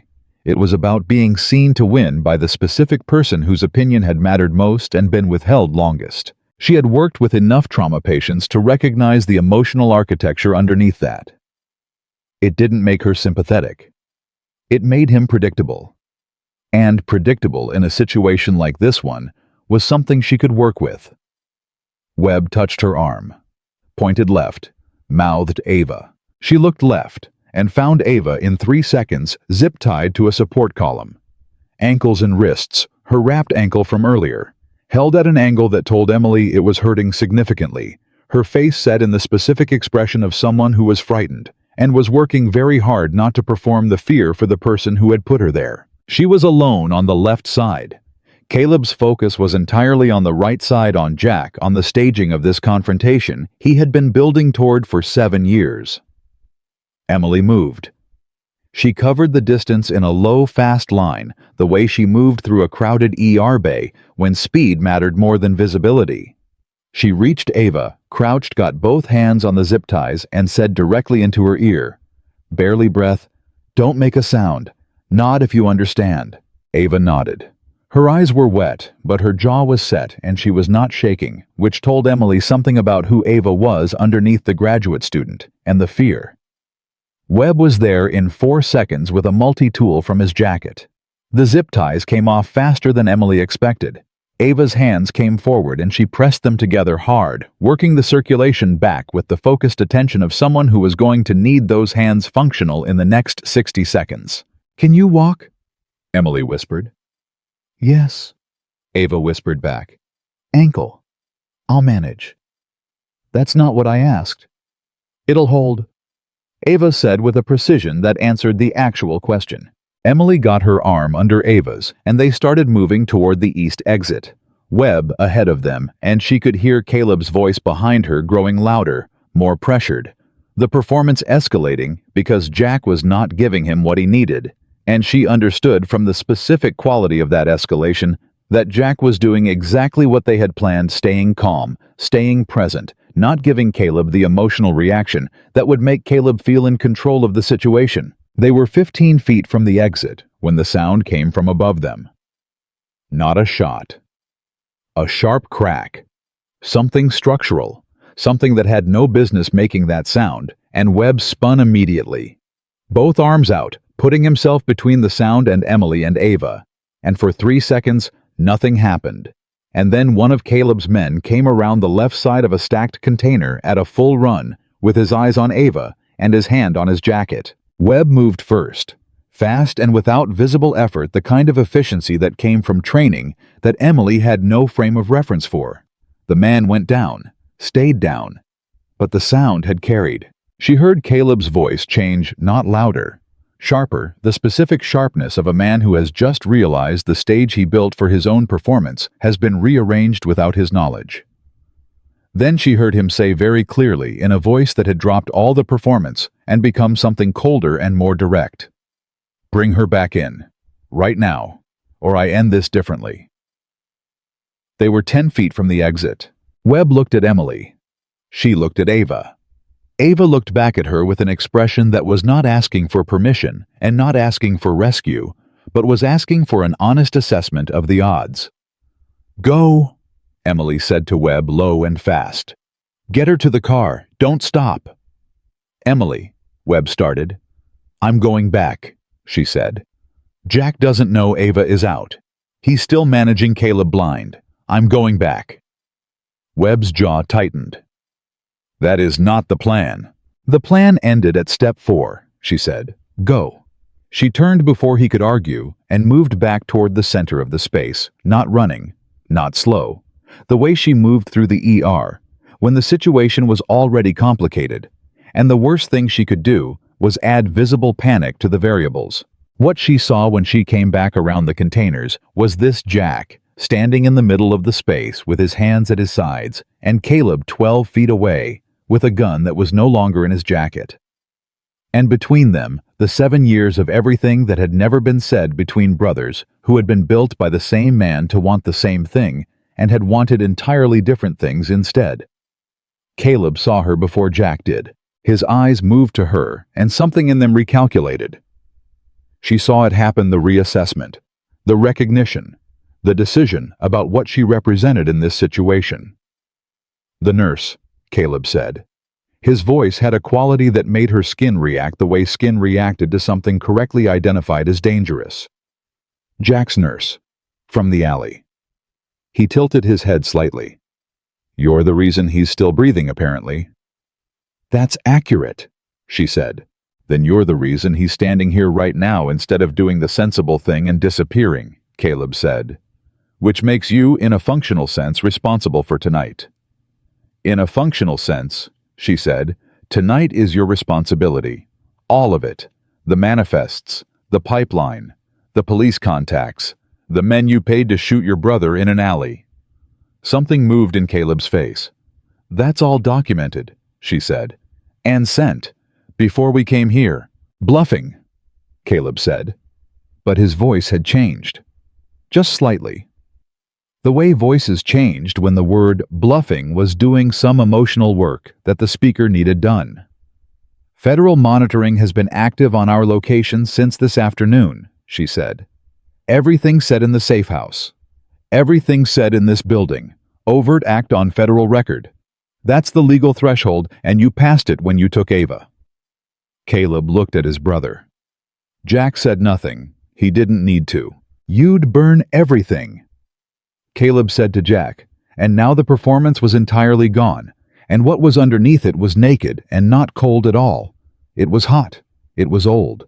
It was the specific heat of someone who has been told by the person they most needed approval from that they were wrong over and over in ways that never got answered. Everything our father built, everything I spent my life working toward. For what? For clean hands, for a woman who stitched you up in an alley. For the chance to stop, Jack said. His voice was quiet and completely level. That's all it ever was, Caleb. For the chance to stop. You don't get to stop, Caleb said. Men like us don't stop. We don't get to decide we're done and walk away into something decent. That's not how this works. It's how I'm making it work, Jack said.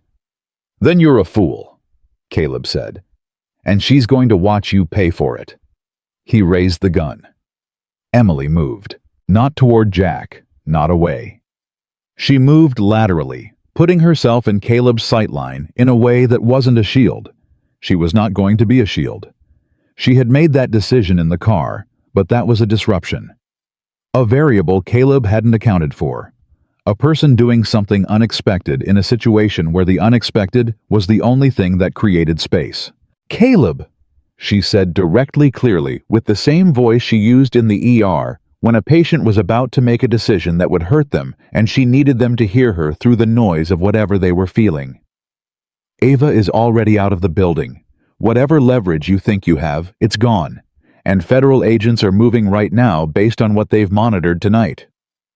She held his gaze without flinching. So the only decision left is what you do in the next 30 seconds.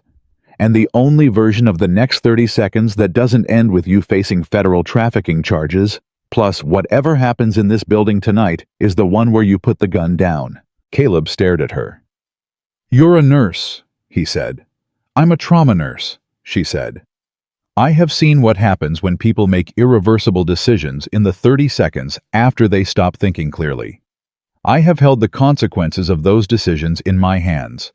I am telling you, as someone with direct and repeated experience of what this looks like on the other end, put the gun down. The silence that followed was the longest of her life. Longer than Marcus Eldridge's flatline. Longer than the moment in the alley when she had decided not to walk away. It had a different texture than those silences, more contingent, more fragile, more dependent on a human variable she could not control. She could not make Caleb Sullivan choose correctly. She could only give him the space in which a correct choice was possible. She heard the door behind her. Webb. She didn't turn. Caleb's eyes moved from her to Jack, and in those eyes, she saw something she had not expected to see and would not forget. Not the coldness she'd expected, but something beneath the coldness that was much older. Something that looked, if she let herself see it clearly, like a person who had made every decision of their life based on a framework someone else had built for them, and who was only now in this moment with nowhere left to go, recognizing that the framework had never been his. Jack took one step forward. Not aggressive, not tactical. The way a person steps toward someone they have known their entire life when the entire performance is finally over and there is nothing left between them but the actual thing. It's done, Caleb, he said quietly. Whatever you wanted to prove tonight, It's done. Not because I beat you. Because this is what the end of it looks like, and we're both standing in it." Caleb looked at his brother for a long moment. The gun lowered. Not dropped. Lowered. Slowly. To his side. And then Webb's people moved from both sides simultaneously, and Caleb Sullivan was on the ground, and it was over, and Emily stood in the middle of the space with her medical bag still on her shoulder, and her hands still steady, and her heart running at approximately twice its clinical resting rate. Jack was beside her. She didn't remember him crossing the distance. "Are you hurt?" he said. And the operational stillness was completely gone now, and what was underneath it was direct and immediate and entirely about her. "No," she said. "Ava." "Webb got her out," he said. "She's in the car. She's okay." She nodded, looked down at her hands for a moment, turned them over. The way she turned them over after procedures, checking herself, making sure she was intact. "You came back in," he said. "You didn't know Ava was out," she said. "You were managing him blind." Emily. Her name again, in that register, the careful weighted one. "You came back in." She looked up at him. "Don't make it into something it isn't," she said. "It was a tactical decision." "It wasn't only a tactical decision," he said, the same words she had used in the safe house. The same precise mirroring, and she knew he was doing it deliberately, knew he was giving her words back to her as acknowledgement, as understanding, as the particular communication of someone who had been listening carefully enough to remember. She didn't answer. Sirens now. Outside and closing. The federal timeline compressing into the present tense. "They're going to want to talk to you," he said. "Tonight. The federal team. You're a material witness." "I know," she said.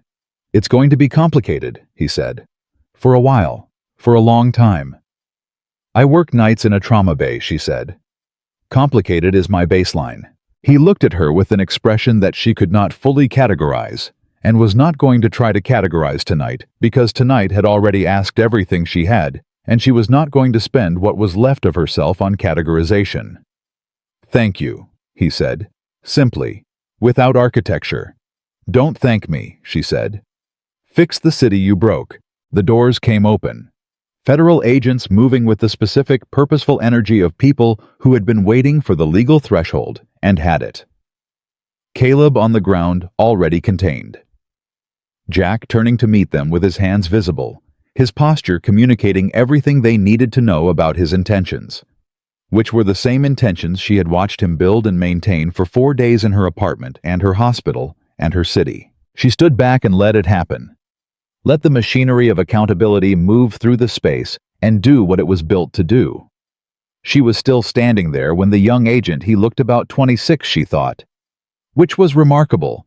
She was starting to find anyone under 30 remarkable in a different way than she used to. Came to her and said, "Ms. Carter, we need to get your statement." "I know," she said.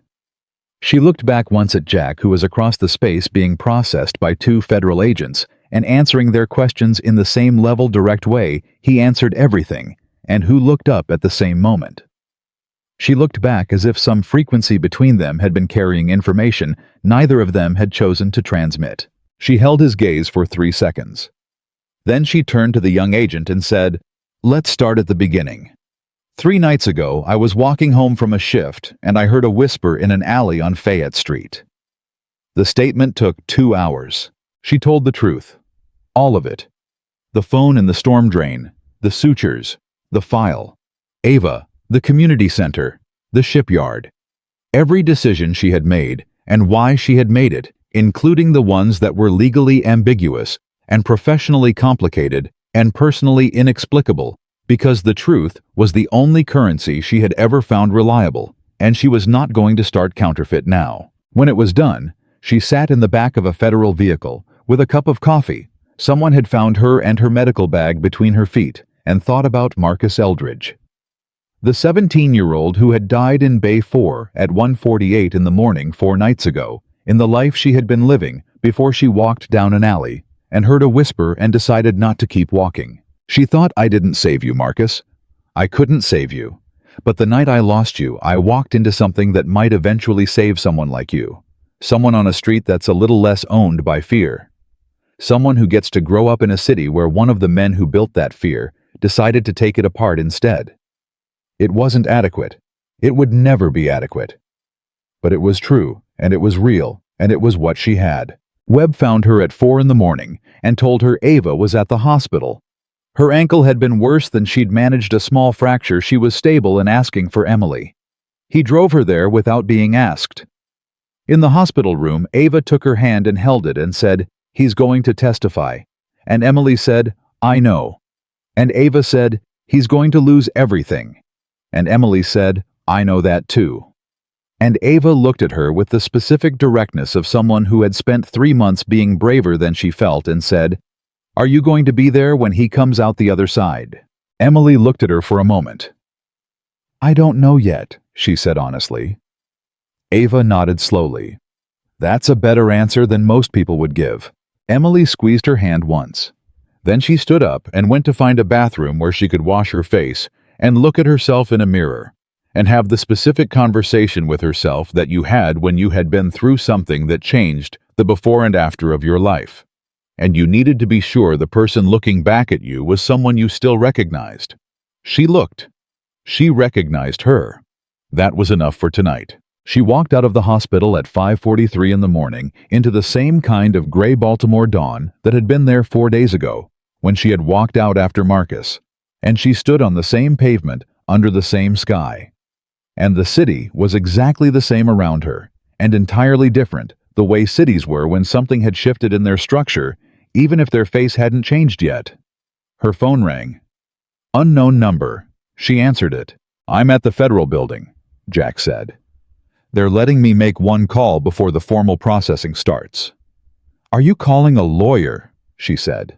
"I'm calling you," he said. She stood very still on the pavement. "I'm going to testify," he said. "Everything. Full cooperation. It means the empire is gone. It means protection for a while, then I don't know. Something different. Something smaller." A pause.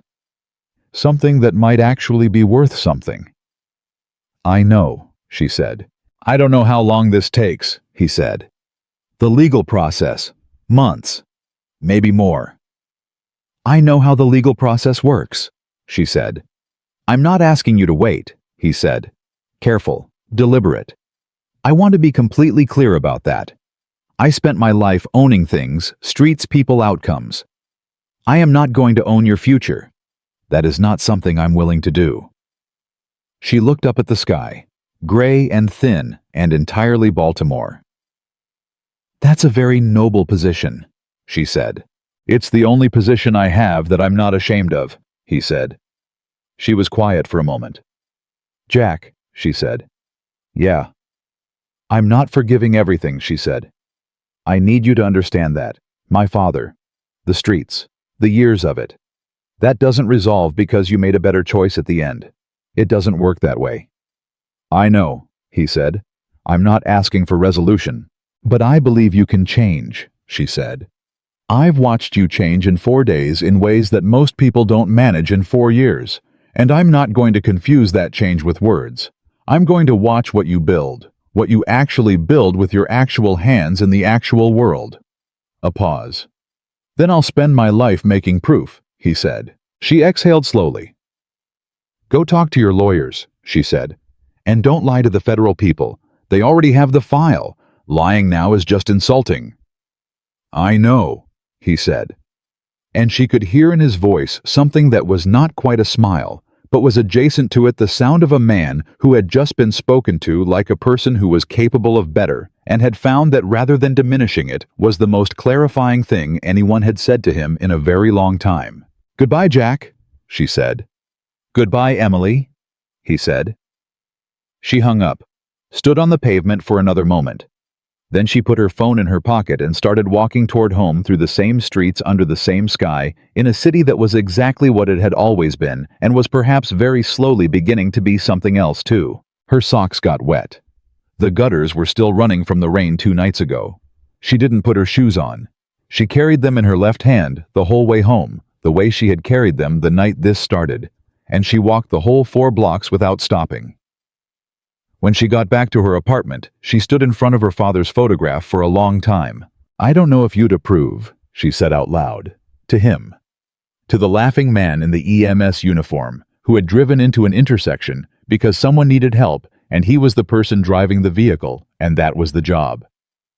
"I don't know if this is the right thing. I know it's a real thing. I know it's true. And I know that you always said those were the two tests." She touched the edge of the frame. Once. Then she went to make coffee because it was almost 6 in the morning, and she had a shift at noon, and Baltimore was still running, and people were still getting hurt, and she was still the person who showed up. That had not changed. That she understood now was never going to change. And for the first time in a very long time, she found that not exhausting, but clarifying the cleanest, most honest thing she knew about herself. The fixed point around which everything else, including the complicated and the uncertain and the not yet resolved, could orbit without pulling her apart. She was Emily Carter. She showed up. The rest was still being written. The first 3 months were the quietest of Emily's life, not peaceful. Quiet in the way that follows something loud, the specific silence of a city that has processed a shock and is still deciding what it means. Caleb Sullivan's arrest had moved through Baltimore like a stone through still water, the ripples touching things nobody had expected to be touched. 3 police captains, a sitting city councilman, 2 Port Authority directors, a judge who had been on the bench for 19 years and whose name appeared in the financial records 11 times in 14 months. The federal case moved faster than anyone predicted. The file Emily and Jack had built cross-referenced, source-verified, formatted for a DA's office that had never seen anything assembled with that kind of clinical precision, turned out to be the difference between a case that took years and a case that took months. The assistant U.S. attorney assigned to the prosecution called it in a press briefing. Emily watched from her break room at the hospital, the most comprehensively documented organized crime file this office has received in 2 decades. She had watched that briefing alone with a cup of coffee on her phone between patients. She had not told anyone at work what she had been part of. Not because she was ashamed, because it was hers, and she was not ready to make it into a story for other people yet. She was still living inside it. You couldn't narrate something you were still inside. Jack testified in the 2nd month. She knew the date because Ava told her, and she knew how it went, because the federal proceedings were partially public record, and she had read the summary documents the evening after. He had been on the stand for 6 hours. He had answered every question. He had not minimized, not deflected, not performed remorse in the way that lawyers coached clients to perform remorse. He had simply told the truth in the same direct, undecorated way he told everything, and the truth had been sufficient. She did not go to the courthouse. She had asked herself whether she should, and she had sat with the question for 2 days, and the answer she arrived at was no, not because she didn't want to be there, but because showing up at his testimony would have been about her need to witness it rather than about what he actually needed, and she had learned enough about the difference between those 2 things to respect it. She sent him a message through the federal contact channel that Ava had given her. 3 words. She had written 7 different versions and deleted 6 of them. The 3 words she sent were, "I read it." His reply came 4 hours later. 2 words. "Thank you." That was their entire communication for 41 days. She worked. She took extra shifts, not because she needed the money, but because the work was the fixed point, and the fixed point was what she had, and what she had was enough. She started the paperwork for the trauma outreach program, something she had been thinking about for 2 years, something that had lived in the back of her mind as a someday thing that she had never quite given herself permission to make into a now thing. She called the community foundation. She called the hospital's community liaison office. She called Lorraine at the community center, who said, "I've been waiting for you to do this for 3 years. Emily Carter, what took you so long?" And who cried a little, and who agreed to be the community partner before Emily had finished the sentence. She called her sister. That was the hardest call. Not because Diana was unkind. Diana had never been unkind. Even through the Noah years, when Emily had been systematically unavailable, in ways that Diana had only partially understood. The hardest part was the explaining. Not the facts were manageable. The hardest part was explaining to her sister, who knew her better than anyone alive, why she had done what she had done. Why she had pulled a bleeding man out of an alley. Why she had sat across a kitchen table from the descendant of the people responsible for their father's death and built something with him instead of destroying him. Diana listened for a long time without speaking. Then she said, "Dad used to say the most dangerous thing a Carter could do was decide somebody wasn't worth the effort. He said the minute you wrote somebody off was the minute you became smaller than you were born to be." Emily sat with her phone against her ear in her apartment, looking at her father's photograph, and did not try to speak for a moment. "He would have argued with you about the method," Diana said. "He would have had opinions, loud ones." "I know," Emily said. "But he wouldn't have written the man off," Diana said. "That's the thing, he never wrote anyone off." "No," Emily said. "He never did." She hung up and went to look at the photograph for a long time. At the laughing man who had driven into an intersection because someone needed help, who had never once in his life decided that the cost of showing up was too high. She had spent 6 years becoming him professionally, and 2 years trying to figure out who she was outside of that, and standing in her apartment at 10 on a Tuesday night, she understood something she hadn't quite assembled before. She hadn't been becoming him. She had always been him. The work hadn't made her into something. It had just kept confirming something that had been true since before she was old enough to name it. That recognition did not resolve the grief, but it changed its shape, made it something she could carry differently.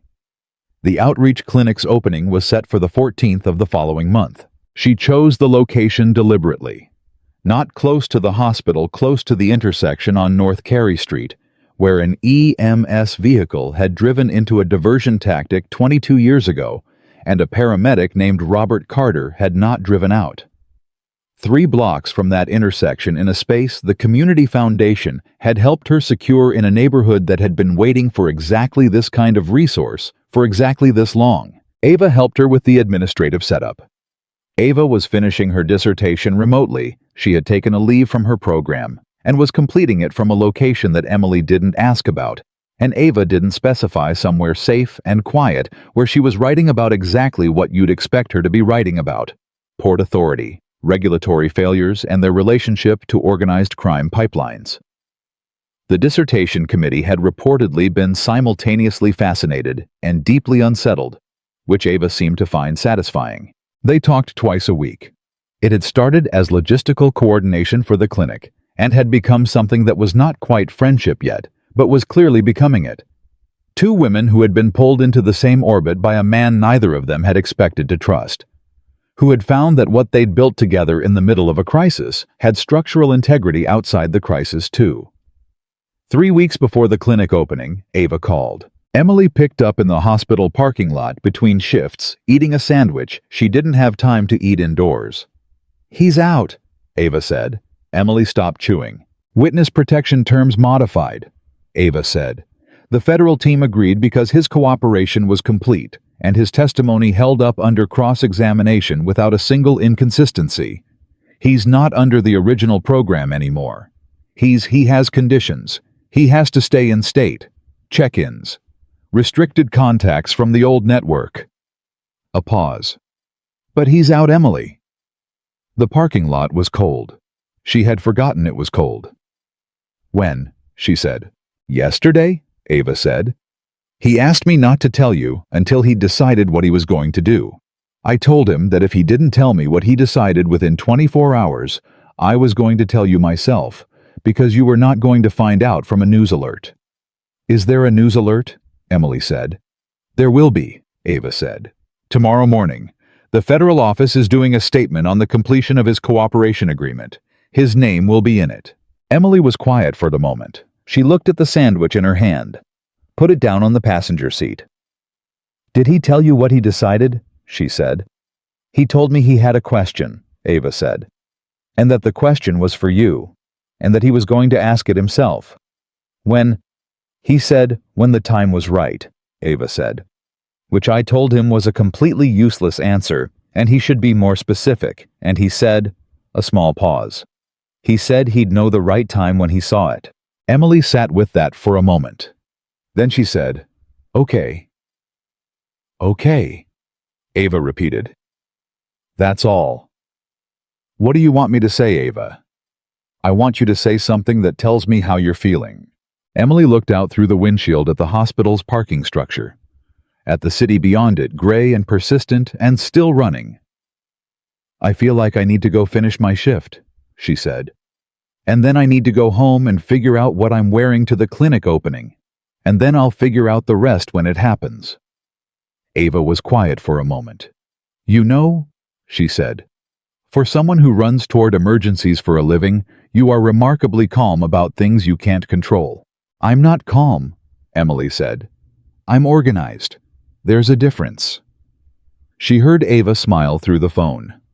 "He's going to show up," Ava said. "You know that." "I know," Emily said, "and you're not going to run." "Diana Carter did not raise a woman who runs," Emily said. "Robert Carter did not raise a woman who runs.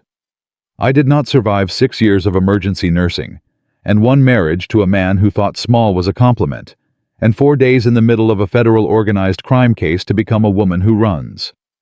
"No," Ava said warmly. "You really didn't." "Go finish your dissertation," Emily said. "Chapter 4 is the weak one. The regulatory framework section needs another primary source." "I know," Ava said with the particular exhaustion of someone who had been told a true thing too many times. "Goodbye, Emily." "Goodbye." She finished the shift. She went home. She stood in front of her closet for 20 minutes, which was 19 minutes longer than she usually stood in front of her closet. And then she made a decision about what she was wearing to the clinic opening and went to bed. She slept better than she had in 4 months. The clinic opening was a Tuesday morning in early spring. Not a big event that had been a deliberate choice because the neighborhood didn't need another big event. It needed a functioning resource and the distinction mattered. She had invited the community foundation people, Lorraine from the community center, 3 nurses from the hospital, who had signed on to volunteer Diana, and approximately 40 people from the surrounding blocks who had heard about it through Lorraine's network and through the flyers that Dion had apparently distributed on his own initiative, without being asked, which she had found out about 2 days before the opening, and which had made her stand in her kitchen for a moment, without moving. Dion had shown up at the ER 2 weeks after the night at the shipyard. Not injured. Just showed up, stood at the nurse's station, and asked for her by name. She had come out, and he had looked at her with the same calculating directness he'd had when she was suturing his arm, and he had said, "Is it true what they're saying about what happened at the port?" "Some of it is true," she had said. "Which part are you asking about?" "The part where Sullivan turned evidence," he said. "That part is completely true," she said. He had nodded slowly. Then he had said, "The number he gave me, on my wrist. It still works." "Does it?" "Different person answers now," he said. "But it still works. Still connects to someone who knows what to do when something goes wrong on the block." He paused.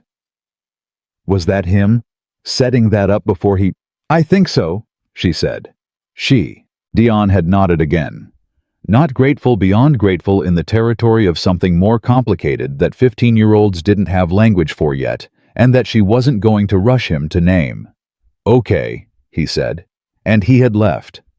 And then he had apparently spent the next 3 weeks distributing clinic flyers to every building within 6 blocks, which was its own kind of language. The morning of the opening, she arrived an hour early.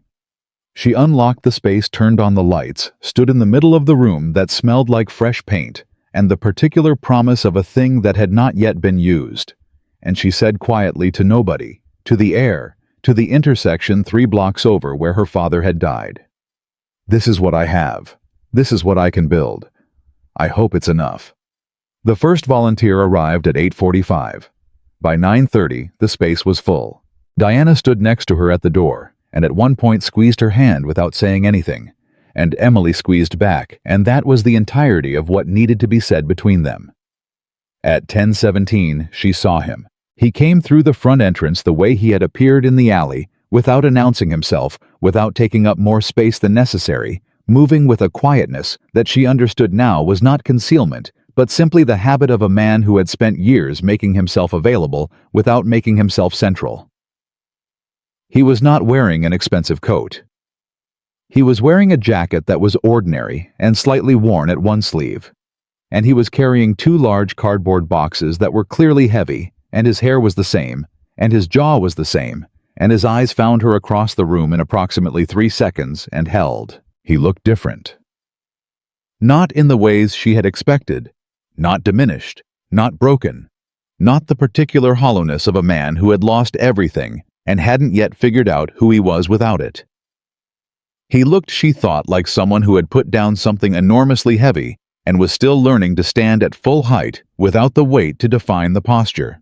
He looked like a person who was becoming something. He made his way through the room, stopping once when Lorraine intercepted him with the particular authority of a woman who intercepted everyone who entered her operational territory, and surviving that conversation with the kind of quiet patience that told Emily his time in federal processing had, among other things, given him experience with being questioned by formidable women. And then he was in front of her. He held up the boxes slightly. "Medical supplies," he said. "Ava sent a list of what you needed. I found a supplier." She looked at the boxes, then at him. "You found a supplier." "I know how to source things," he said. "That skill transfers."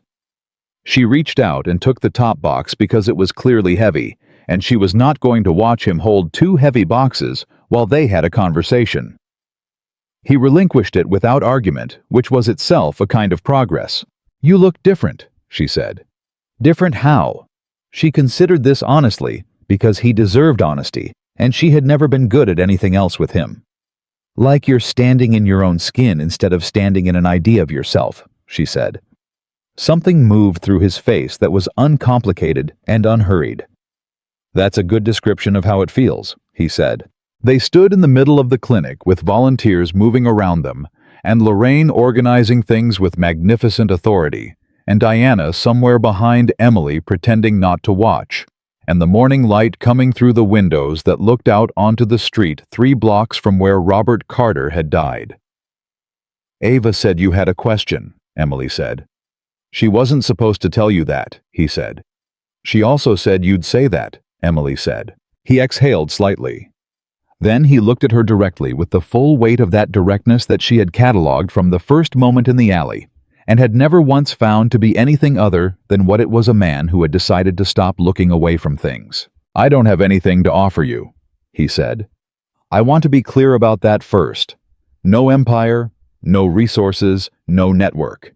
I have a meeting next week with a community security consulting firm that does legitimate contract work for neighborhood associations.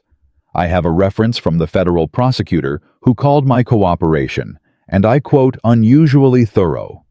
I have a studio apartment in Remington that is extremely small and extremely legal." He paused. "And I know what I did wrong, the full account of it. And I'm not going to pretend that account balances because it doesn't, but I know what's in it." She listened to all of this without interrupting. "The question," she said. He held her gaze. "Is there anything I can build any version of what I'm trying to become that is worth you watching, not participating in? Not being part of, just watching, knowing it's happening." The room moved around them. Baltimore moved outside the windows. Her father's neighborhood 3 blocks over existed the way it had always existed, carrying its history. The way all neighborhoods carried theirs in its buildings and its streets and its people and the specific quality of light on a spring morning. She thought about the alley. The man against the wall with blood on his coat and a gun in his jacket, and a name that made mothers warn their sons. She thought about the kitchen table and the soup and the fixed stove and the 4 hours of parallel work. She thought about the shipyard and Caleb's face and the gun that came down and the word that followed done. She thought about her father, who never wrote anyone off. She thought about what she had said to the federal agent in the parking lot of the hospital, dictating her statement. "I made a decision in that alley based on what I knew and what I believed, and I would make it again. And I want the record to reflect that I made it with full information and full agency, and I do not regret it. She had not regretted it. Not once. Not even in the hardest moments. Not even when it was complicated and frightening and asked everything she had. That told her something. She had learned in 41 years of being Emily Carter to pay attention to the things she didn't regret. "Jack," she said.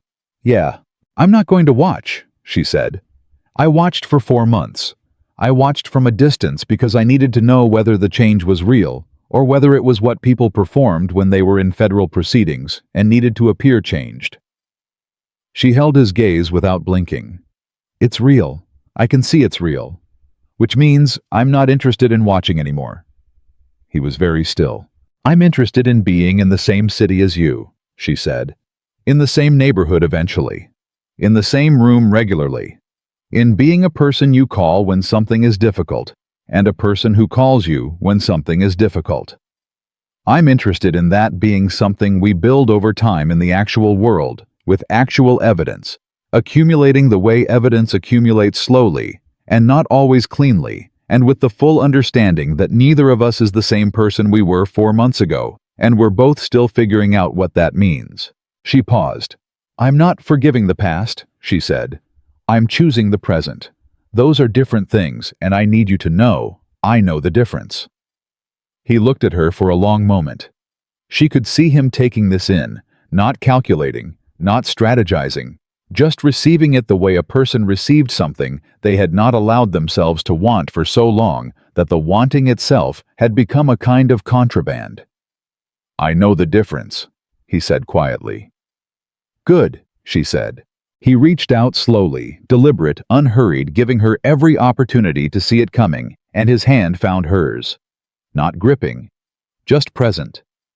The particular touch of someone who understood that presence offered without demand was not a small thing, was perhaps the largest thing. She let him hold her hand in the middle of the clinic on North Carey Street, on a spring morning in the neighborhood where her father had died and where she had built something in his memory. And she felt the weight of 4 months and 4 days and 11 years and 6 years and 41 years settle into something that was not resolved but was finally at rest. Diana appeared at her elbow, looked at Jack, extended her hand with the directness of a woman who had decided she was going to have an opinion about this and was going to have it to his face. "Diana Carter," she said. "Emily's sister. Our father was Robert Carter. I understand you know who that is." "Yes," Jack said. He shook her hand. He did not look away. "I do." Diana held his handshake for a moment longer than necessary, the way people held handshakes when they were using the time to decide something. Then she released it. "You'd better be worth the trouble," she said. "I'm aware that's not guaranteed," he said. Diana looked at Emily. Something moved between them, the specific sister communication of two women who had survived the same losses and knew each other's interior landscape well enough to navigate it in a glance. "He'll do," Diana said, and went back to helping Lorraine arrange the supply station. Dion arrived at 11 with 2 of his friends, all 3 of them carrying themselves with the particular combination of casual exterior and internal alertness that Emily had come to recognize as the specific armor of teenage boys in this neighborhood who had learned very young to be ready for anything. Dion stopped when he saw Jack. Something moved across his face that was complicated and young and real. Jack looked at him. "Dion." "Mr. Sullivan," Dion said. Then after a pause, "You look different." "Different how?" Jack said. Emily heard the echo of her own question and felt something warm and private about it. "Like you're not." Dion searched for the word with the concentrated effort of someone who wanted to be accurate. "Like you're not watching the exits anymore." Jack was quiet for a moment. "I'm not," he said. Dion nodded slowly. He looked at Emily. "He good," he said, not asking for permission, asking for confirmation, the specific question of someone who trusted her assessment. "He's working on it," she said. That's the honest answer. Dion considered this with the seriousness it deserved. Then he nodded once with finality and said to his friends, "Come on," and moved into the clinic to look at what was being set up with the focused attention of someone who was already thinking about which people he knew who needed to know this place existed. The morning moved forward. The clinic filled and buzzed and did what clinics were supposed to do, became a place where people could come with the things that hurt them and find someone who would take that seriously. Emily moved through it, doing what she had always done, what she would always do.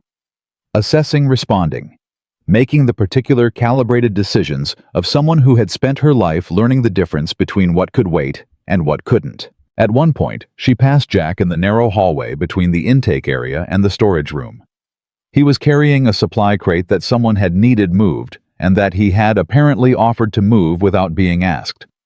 They were side by side in the hallway for 3 seconds, and he looked at her, and she looked back, and neither of them said anything, because nothing needed to be said, and then they both kept moving in their respective directions. That was, she thought, exactly what this looked like.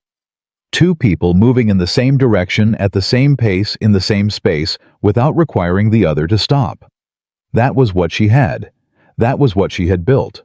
She stepped back into the main room and looked at it, the volunteers and the neighbors, and Lorraine directing everything with magnificent authority, and Diana talking to a young woman in the corner with the focused warmth of someone who understood instinctively how to make frightened people feel less frightened, and Dion and his friends doing something useful near the supply station, and the light coming through the windows onto the street, 3 blocks from an intersection that had taken something from her 22 years ago. And she thought about what her father used to say, that the city was always asking a question, that the question was always the same.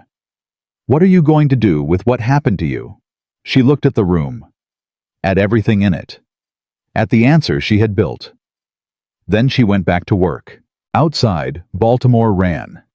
Cold and complicated and profoundly itself, a city that knew everything about damage and nothing about giving up, that had been breaking people and making people and demanding things from people, since before anyone currently living could remember, that would be doing the same long after they were gone. Inside the clinic on North Carey Street, in the neighborhood where Robert Carter had died, and Emily Carter had decided to build something in the precise shape of the hole his absence had left, the morning continued. And somewhere in that room, a man who had owned streets and fear and the particular terrible power of a city that had learned to be afraid of his name was carrying a supply crate from one end of a hallway to another. Unremarkable and unguarded building, the smallest possible version of proof. And it was, Emily thought it was enough. Not because it erased anything, not because it balanced any ledger, but because it was real, and it was happening, and it was being built with hands that had finally, after a very long time, found something worth holding. Some men are born into darkness. Some women spend their lives healing wounds they never caused.